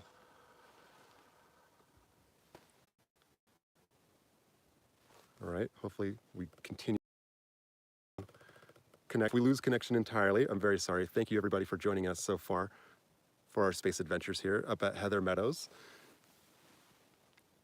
It is 1:46 in the morning right now. It's getting a little cold. What's our altitude?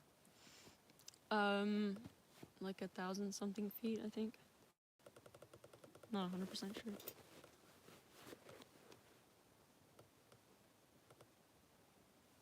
So this is the Dumbbell Nebula that we're looking at. Wow, I can start to make out the central star here. Cool, we couldn't make that out when we were at the docks. And so this is a star that just blew up slowly over time. I believe this very central star, let me see if I can zoom in all the way in on it for you. We're actually at 4,300 feet. We're at 4,300 feet. That was way off. Could you do me a favor and chime in and see if it's still working and everything? Okay, but yeah, that central star there popped and it shed all of its atmosphere into space. And that's what we're seeing. I'm not getting the best connection either. I'm going to try and zoom out so that our phone that we're recording with can focus a little easier. Because you notice that it zooms in. There it is. Yeah, there's that autofocus. We're going to try and fix that. Let's see. Pull the camera back a little.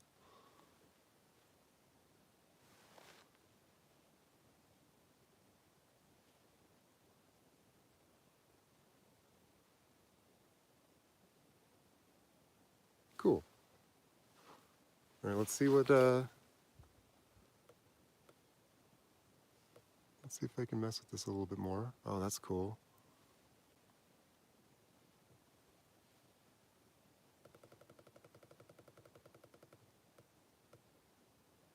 So far we've got 14 photographs that we've taken that have been combined together. And let's see what the telescope has to say. Dumbbell Nebula is approximately 2 light-years across. Through a small telescope, look for a hazy cloud with a slightly rectangular shape. Larger telescopes can begin to resolve the hourglass or dumbbell appearance. The Dumbbell Nebula is quite striking and colorful, and is a popular choice with observers and astrophotographers. It's about 1,000 light-years from Earth. It's 8 by 4 arc minutes in size and shines at a magnitude of 7.6.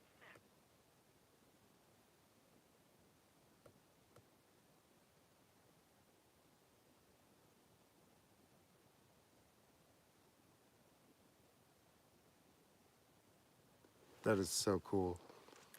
Cool. All right, that's the Dumbbell Nebula. We're going to take one more photograph.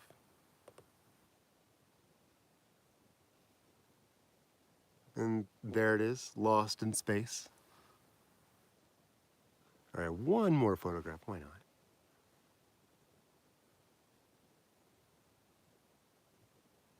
Cool. We're going to stop that. I'm going to save this photograph. I'm going to clean our brush. Goodbye, Dumbbell Nebula. That was amazing.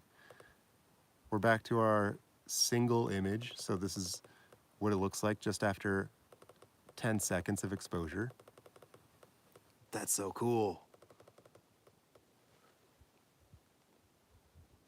That is awesome. Okay, next object.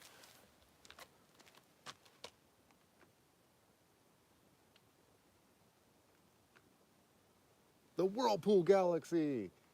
Yes. I've been waiting for this one. All right, we're gonna have to go all the way across the sky now. We're slewing over to M51, the Whirlpool Galaxy. This is a galaxy that's just below the handle of the Big Dipper. I'm gonna check on my telescope to make sure the cords aren't getting snagged.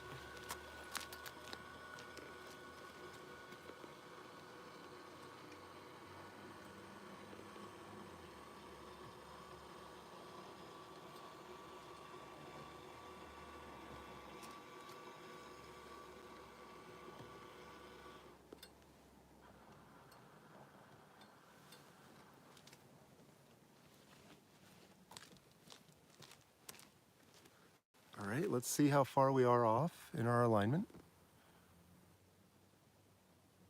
Hopefully I don't have to recenter this one. All right, cool, there it is. Oh, nice. We're gonna start stacking this and start looking at the Whirlpool Galaxy that's right here. These two galaxies that are kind of just smashing into each other. There it is. Looks like our mount has calmed down. I'm gonna wait just for what? Nope, that's good enough. Let's do it. I was gonna say let's wait for the mount to calm down, but it looks like it calmed down already. And so now we're stacking. We've got 10 seconds of exposure. Now we've got 20 seconds of exposure. Let's zoom in on these two galaxies for you.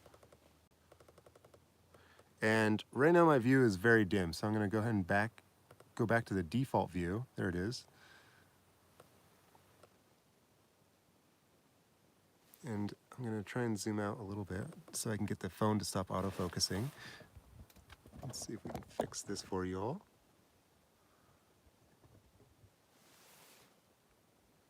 Does that fix it or make it worse? Let's see.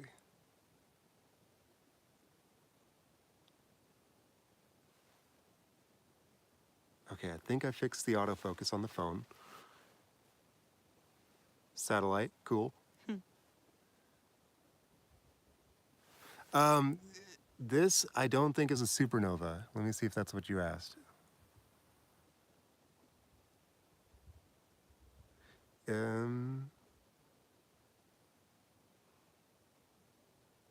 Yeah, M101 is the one with the supernova, and we can do that too. We'll have a look at that if Cheyenne's all right. Yeah, no, I'm fine with it. And so yeah, this is the Whirlpool Galaxy that we're looking at. Every 10 seconds, we're updating the image. We're stacking another image on top of another.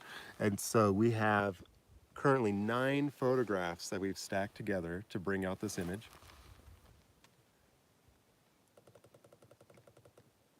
I feel like we've done better. It is kind of low on the horizon right now.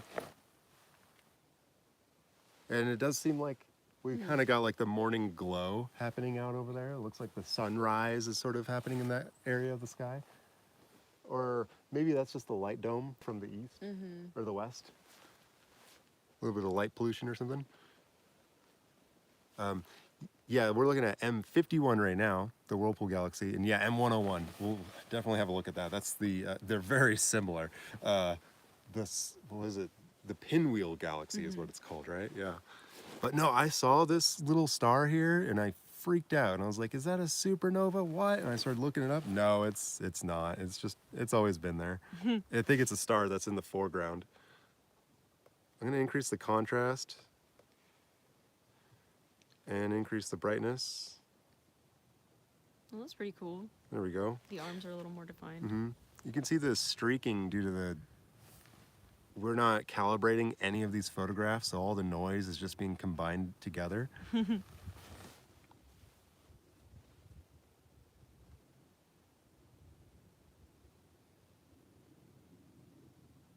The Wilmore supernova right there.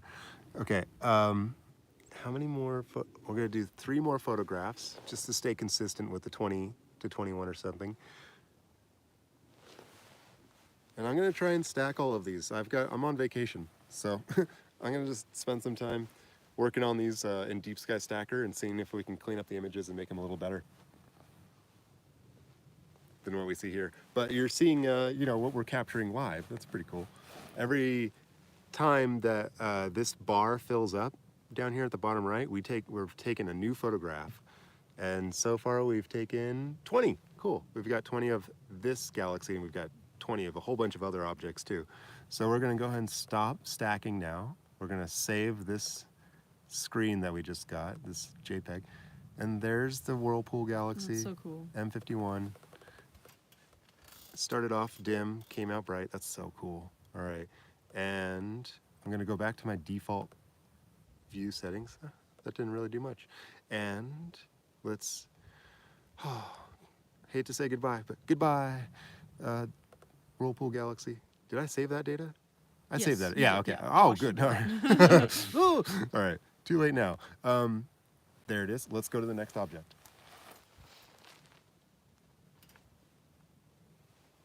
M82. And don't forget, don't let me forget to go to M101 before we're done with this. We're gonna go now to Bode's Galaxy and the Exploding Galaxy. These are 2 galaxies right next to each other. This unusual galaxy appears as a pale, narrow streak in the sky. Once thought to be an edge-on spiral galaxy, long-exposure photographs of M82 show no indication of spiral structure. M82 structure is deformed. One theory states that a massive explosion took place in its core over 1.5 million years ago. A more recent theory states that it collided with M81, damaging its structure. It has a powerful I see it. radiation. M82 is about 12 million light years away and is near M81, its companion in the sky. Okay, we're gonna have to move this down a little bit. Low-power wide-angle eyepiece, it may be possible to see both M81 and M82 in the same field of view. M82 is 27 by 14 arc minutes in size and shines at a magnitude of 6.9.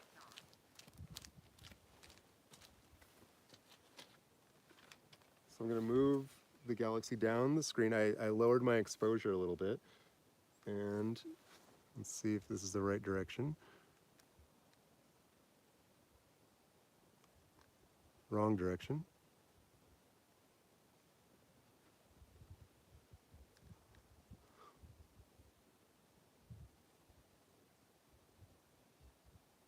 Does that move up?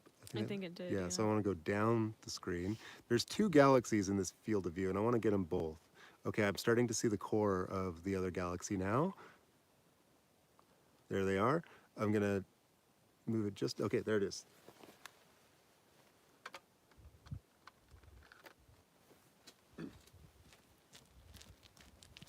Sweet. So you can't really see it. Now I'm going to go ahead and increase my exposure. Let's go down to 10 seconds. This is so fun.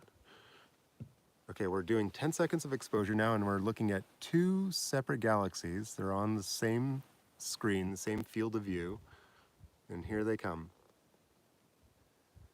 Do, do, do, do, do. Blammo! Ta-da! Now let's start stacking them.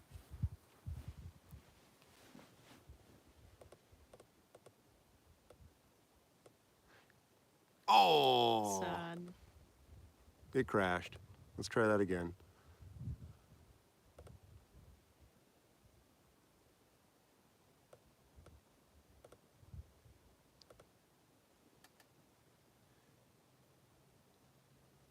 Sometimes you win, sometimes you lose.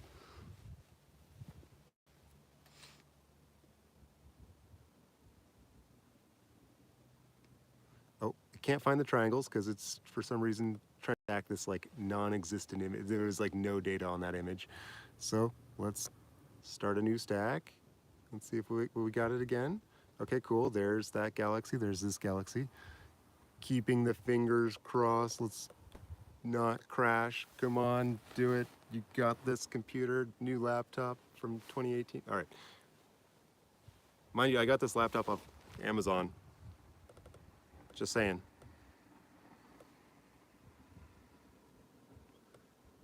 All right, we've got 2 galaxies on the view, on the screen.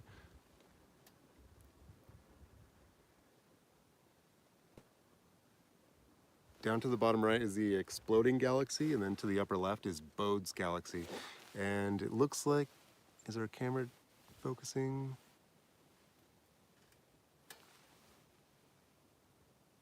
Yeah, that looks steady, right? Mm-hmm. Cool. Oh, then it did right when I say it, right? Okay. Let me see if I can get the menu back, because I feel like that kind of keeps things in check. All right, so those are those 2 galaxies there. And I'm going to see if I can just brighten them up a little bit. So increase the brightness, I'm increasing the contrast. That's pretty cool. I can see a spiral arm right here in this galaxy. And then this galaxy nearby. Oh, I love this one. We're zooming in on it. So this one you can see like the center of the galaxy and how it's getting blown out to either side. They call it the exploding galaxy, and yeah, it's just getting torn apart right now. That looks really cool. Little blurry. And yeah, this is all done with a little 80mm telescope.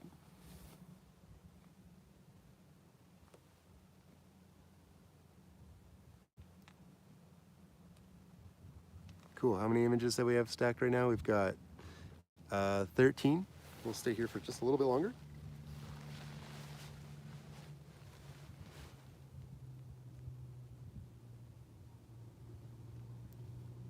I love these galaxies. They're really fun to look at through the eyepiece too. You can see them clearly.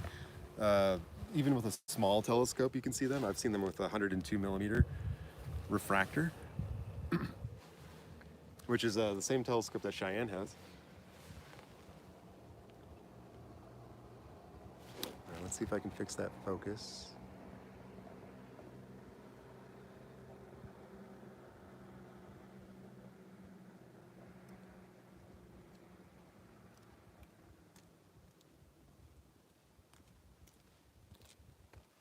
Cool.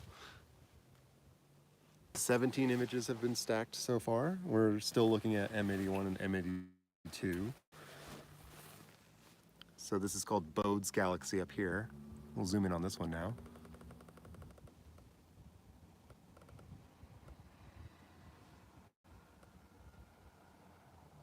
And yeah, I love this spiral arm that's coming off here. That one's really cool. There's another one that's coming up over here, and it looks like a big S, but for some reason we're not really picking up this spiral arm that's up here as well. But that bottom one looks great.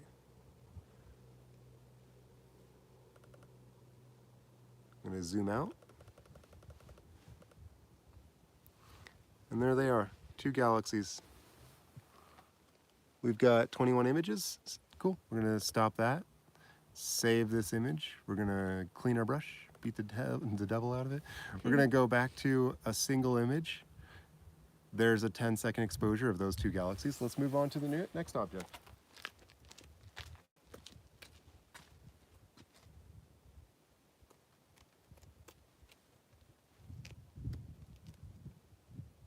The Trifid Nebula.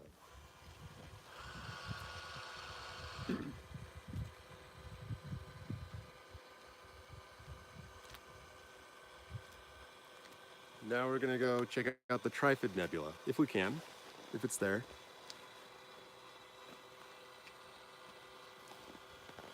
It might be behind a tree or the mountains.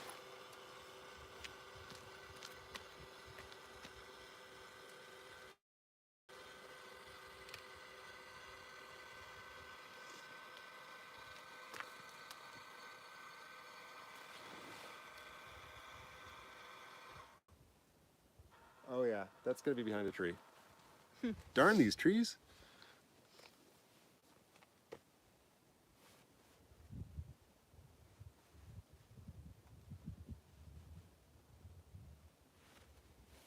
Let's see, let's see. Yep, that is a tree. So, next object is Messier M number 32. We're going to M32 now. I feel like we already did that, but no, that was like 33, was it? I don't know. Is 31 Andromeda? 31 is Andromeda, yeah.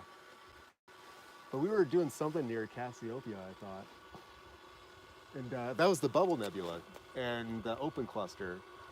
I can't remember what Messier object that was, though. Yeah, we're using a ZWO. Hello, Procyon.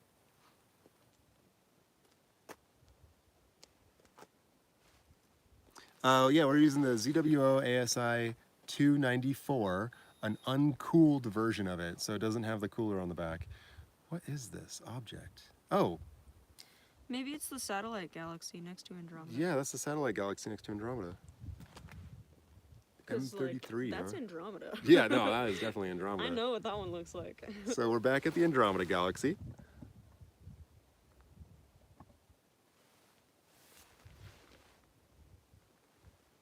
And there it is. We started off on this, so we don't really need to stack this.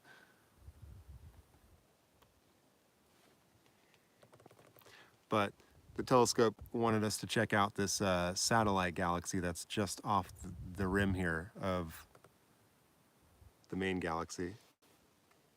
I mean, sure, we'll just stack it for now while we're here.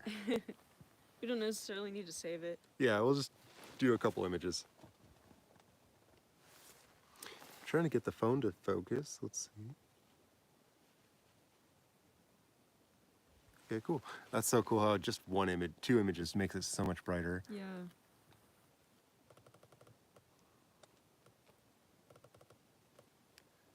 And there they are. We got galaxy, galaxy. Another two galaxies on the screen.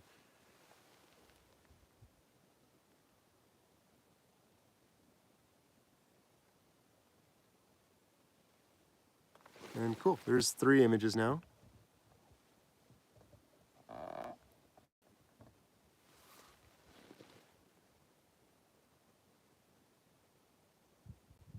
And four images. We'll stop that there. Save it.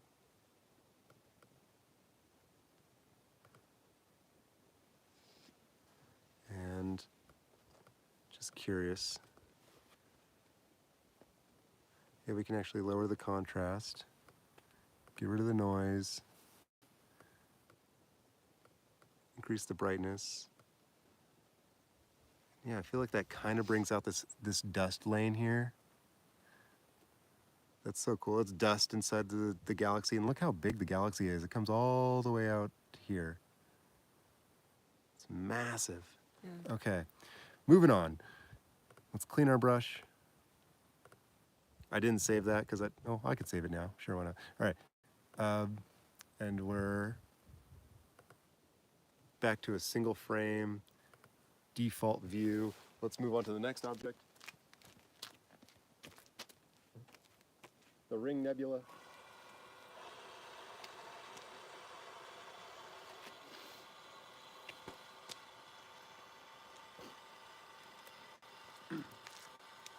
We're going to go to M57 now, the Ring Nebula.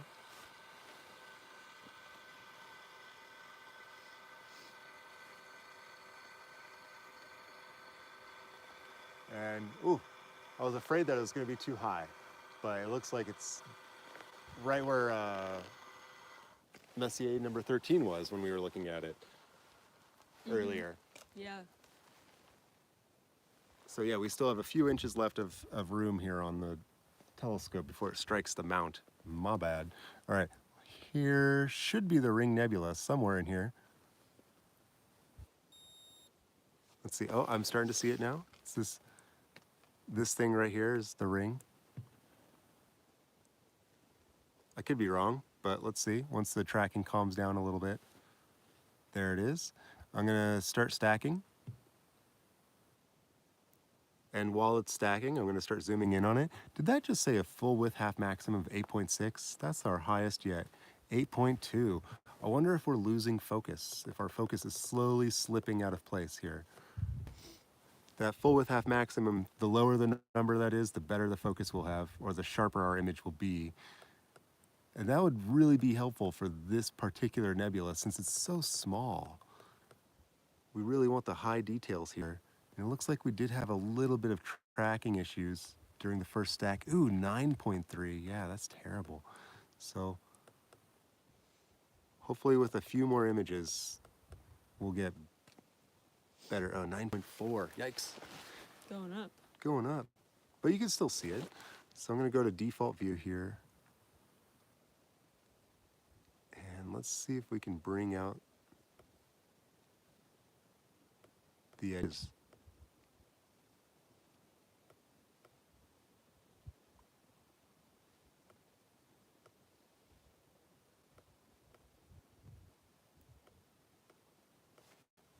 Okay, I'm trying to make it so that you can actually see the ring shape on the phone or on our live stream camera. There's that ring, just this donut in space. Yum. There's the default view. I'm going to zoom back out. And yeah, this, ooh, full width half maximum 11. I think it's because we're getting a little bit of wind gust.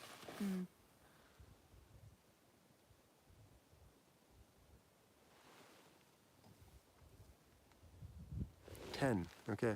But yeah, there's another planetary nebula for you. That's pretty cool. Sometimes we can actually see the central star in there. That star right there to the bottom left, that's a 13th magnitude star. That's a very hard star to see. So if you can see that through your telescope, you've got some pretty cool skies. Awesome. All right, I'm going to save this image. I'm going to stop it. We're not going to stick here for too long. Going to keep trying to keep the show rolling.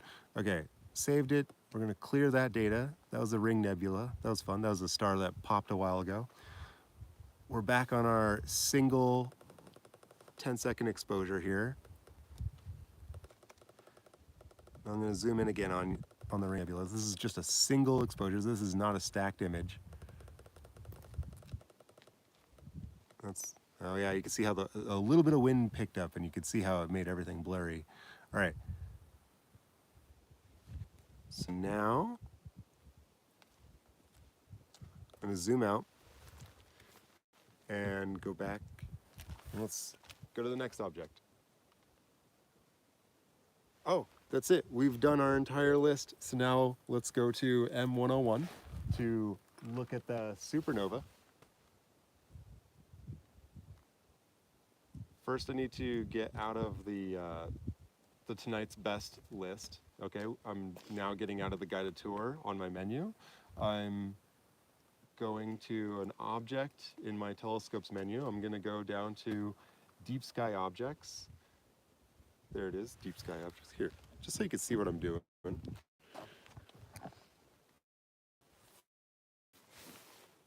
So here's the menu, and I'm in deep sky objects now.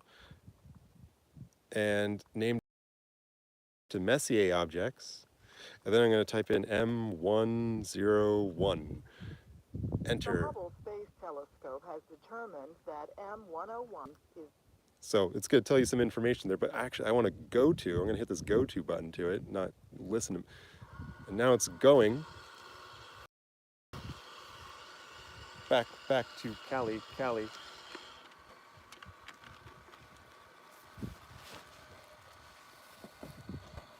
Okay, let's see if you can see this. Let's see. I've got a light down here. I'm going to try and shine not a bright light, but a little light. Let's see. Sorry if this is bright.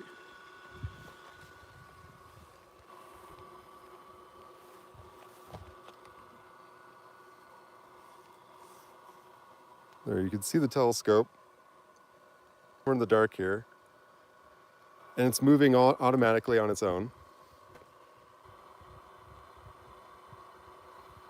So we weren't actually using the 8-inch tonight. We're using this 80 millimeter on the other side here.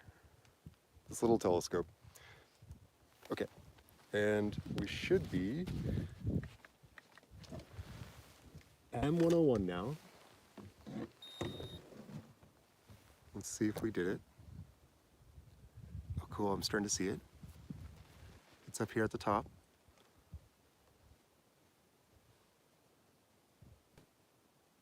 I'm waiting for the, oh, cool, there it is. All right, so the telescope's tracking has calmed down, and now I can start to see that nebula out there, or the galaxy. I'm gonna go ahead and start stacking it. Oh, cool, and our full width half maximum was at 5. That's much better.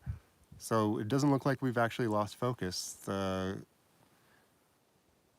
4.9, cool, I did it. I got into the 4s, that's great. So I don't know what the heck was causing. Do you think it might have been because of how high it was in the sky? Yeah, maybe the field rotation was causing that. That's a great hypothesis. I see the supernova right there.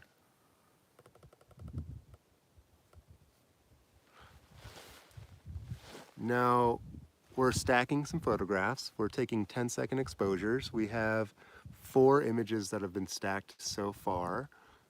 And eventually the spiral arms should start becoming more and more prevalent, more obvious. But that star right there, the one that my mouse cursor is right next to, I want to say that star is a star that blew up and is now gone supernova. If I'm wrong, let me know. Because I could be. I'm just a truck driver, right? No, but this is like a NGC object right here. This is a nebula. I want to say that's within the galaxy. This is Pinwheel Galaxy.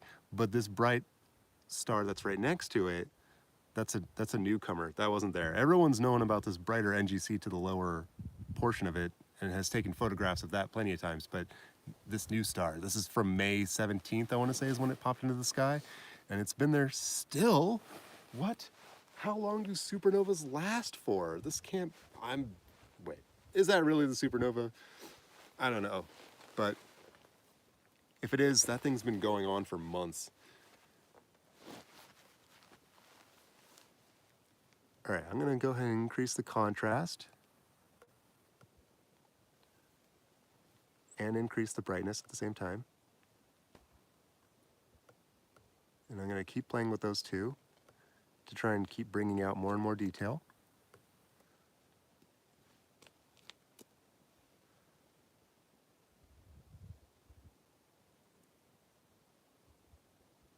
I feel like that's decent settings.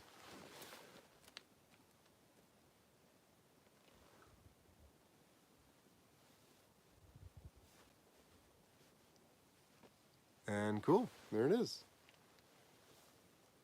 I think this is what we're gonna end on.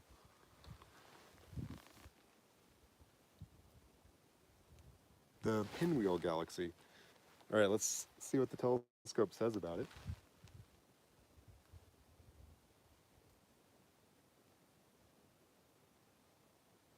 The Hubble Space Telescope has determined that M101 is 90,000 light years in diameter, making it one of the largest spiral galaxies in the universe. Wow. Long exposure photographs taken through large telescopes reveal a galaxy with a bright, tiny nucleus and an impressive array of spiral arms. Within its spiral arms are distinct clumps of stars. Unfortunately, this incredible detail can only be detected on sensitive photographic film and CCD cameras. Through a small telescope, the human eye can only detect a very small, faint patch of light. Under the best observing conditions with a larger telescope of 8 inches, 203 millimeters, brighter clumps of stars can be seen in the spiral arm. It is 22 by 20 arc minutes in size and shines at a magnitude of 7.7. One of the largest spiral galaxies known in the universe? In the universe. In the universe. This thing's huge. 90,000 light years across? 90,000. That doesn't seem like that much though. Or was it 900,000? Well, Because I thought our galaxy, the Milky Way, was 150,000 light years across or something like that. Or maybe it was 100,000. So that would make our galaxy bigger. so ours is 100,000 light years across. Uh-huh. And the Pinwheel Galaxy, how wide is this thing? I know that they just said it, but I wasn't listening. The Pinwheel Galaxy is 85,000 light years. Across? Huh. Our Meade telescope. No, sorry, 170,000 light years across. Oh, 170,000. Okay, that's much bigger than ours. Nearly twice the diameter of our galaxy. Whoa! This thing is twice as big as our galaxy. But it looks so small on my screen. That's so cool.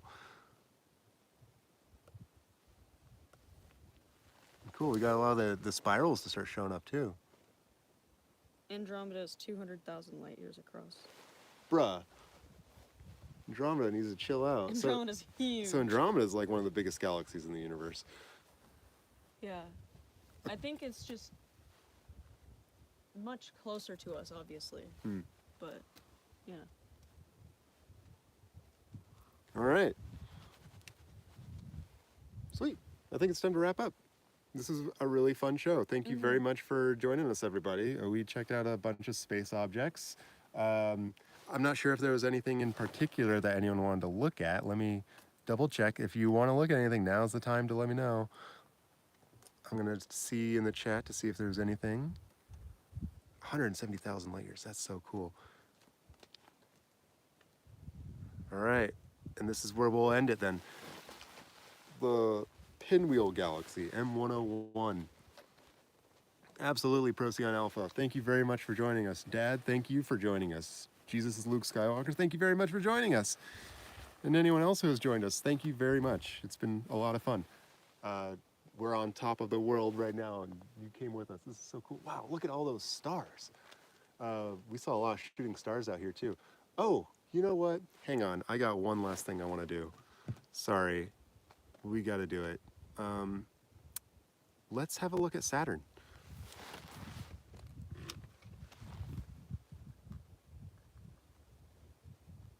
I'm going to go to Saturn now. Planet Saturn. Planet Saturn. Analysis. Location. 6 planets. Let's save that photo. Clear the data. Go back to a single image. And then we're going to get crazy. Second in size only to Jupiter, Saturn is the farthest planet from the Earth that can be seen by the naked eye. Its distinctive rings were first sighted by the astronomer Galileo in 1610. Today we know the rings, comprised of a mixture of dust and ice, are held in place by tiny shepherd moons which orbit nearby. Let's change the exposure. Saturn's satellites are There's quite Saturn. puny. The megamoon Titan, for example, is larger than the planet Cool. Mercury. When traveling to Saturn, be sure to pack a windbreaker. The forecast calls for howling gusts of up to 1,100 miles per hour. Each day on Saturn moves fast too, lasting just 10 and a half Earth hours. Yet one Saturnian year lasts over 29 years here on Earth. Saturn is the sixth planet from the sun. Ask any Okay, so this is the planet Saturn, but we're going to use a different program. they'll all agree that it's We'll use the planetary imaging the second of the gas giants in our solar system. camera. Jupiter is larger, There's Saturn. Cool, I can already see quickly on the back, its moon, Titan, only about 10 right here. And we're going to zoom in even closer. But first, let's see. 1 mile thick. No one knows for sure, but it's thought that the rings are made up of Let's dust drop the exposure. and ice. Saturn is not the only planet with rings. Jupiter, Drop the Neptune, and gain. Uranus I'm going to were all discovered to have rings go down to a very low resolution. late 70s and 80s. During the recent Cassini spacecraft mission to Saturn, Saturn's largest moon, Titan, was examined extensively. Titan is the only moon of a planet in our solar Oh, you can kind of see its ring a little. and liquids may flow or have flowed on its surface in the past. NASA recently announced that they have discovered a hydrocarbon lake at Titan's south pole.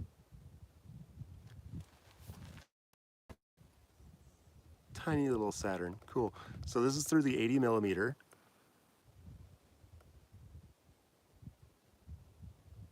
Yeah, you can barely see it there with the rings. So we're going to use the 8-inch telescope now. Oh yeah. And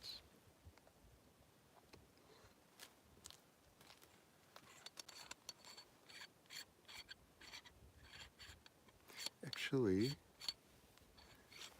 I'm going to use a Barlow lens with it too. Oh, here, first I'll try and get it centered. That's the main objective. First we get it centered in the view, then we zoom in even closer. So I'm using the 2-inch eyepiece now, nose adapter. And sorry if it gets really bright there. Yep, that happened.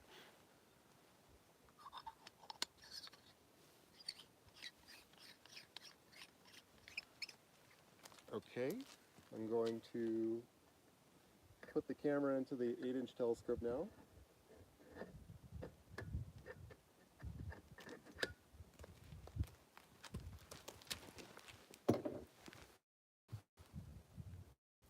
Let's go back to our full resolution image. Okay, there it is. Oh, that's so cool. It's already there. All right, cool. Let's try and get a little bit more centered.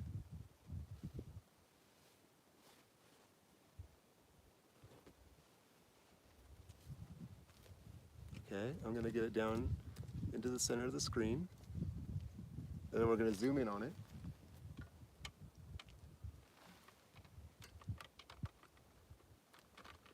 Now that I have it more centered. Okay, cool, there it is.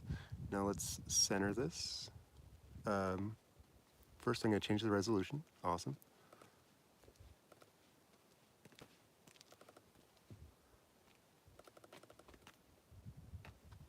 Oh cool, I can definitely see the ring. Nice. Now let's try and increase the exposure a little bit, make it a little brighter. Oh, that's so cool. You see it on here?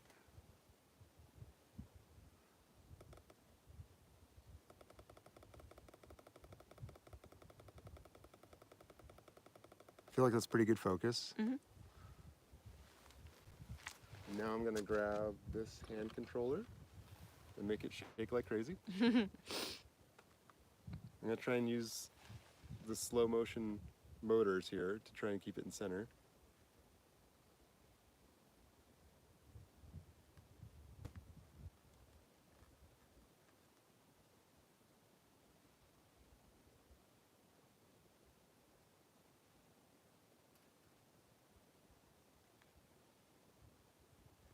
How's that look on the screen? Good.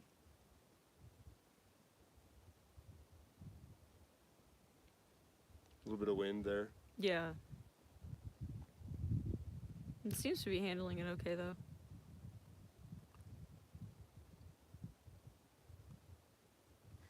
So I'm just using the number 2 speed controller on the hand controller to try and keep it centered.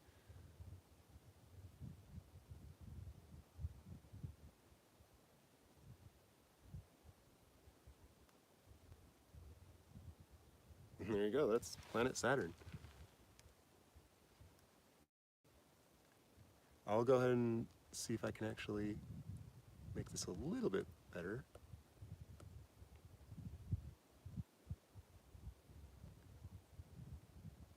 So I've increased the exposure to pretty much as fast as I can get the camera to go.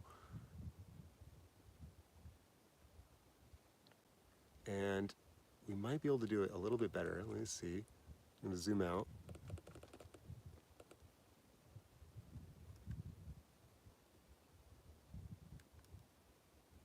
Okay, get it to right there.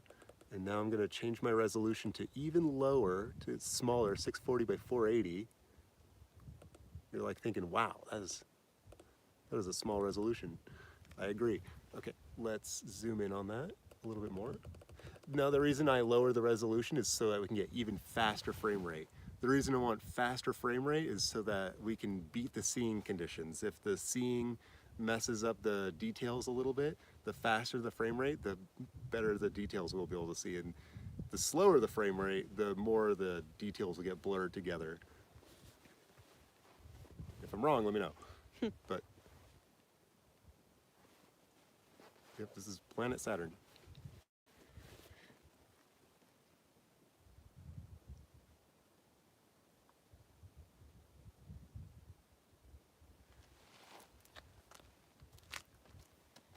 And let's just, nah, I'm not gonna mess with the focus. I was about to. Okay, I will. Fine.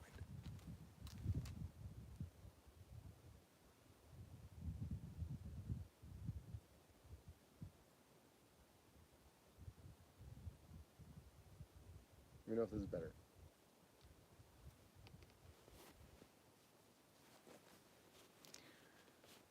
It's about the same.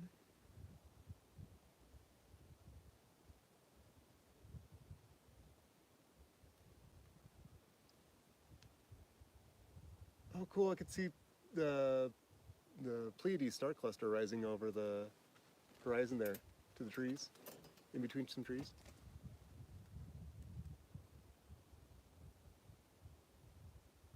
Nice.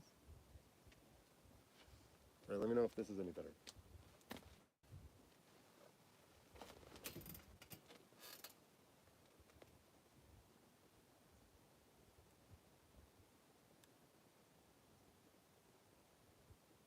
Same?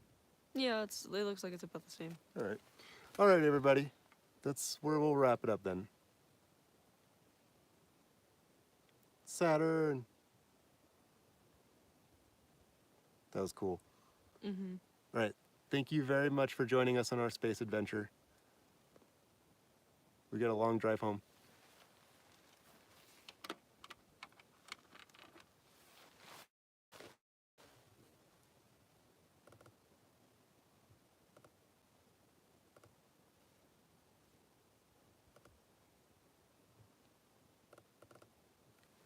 And that was planet Saturn. Let's see if we can get that moon to show up.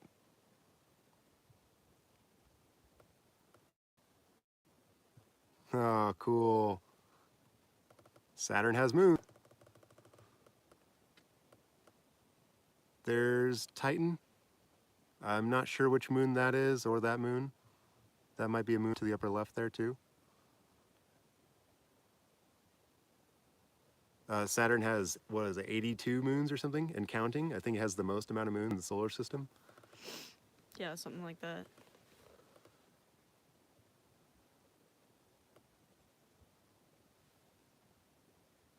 Wow, that looks so cool.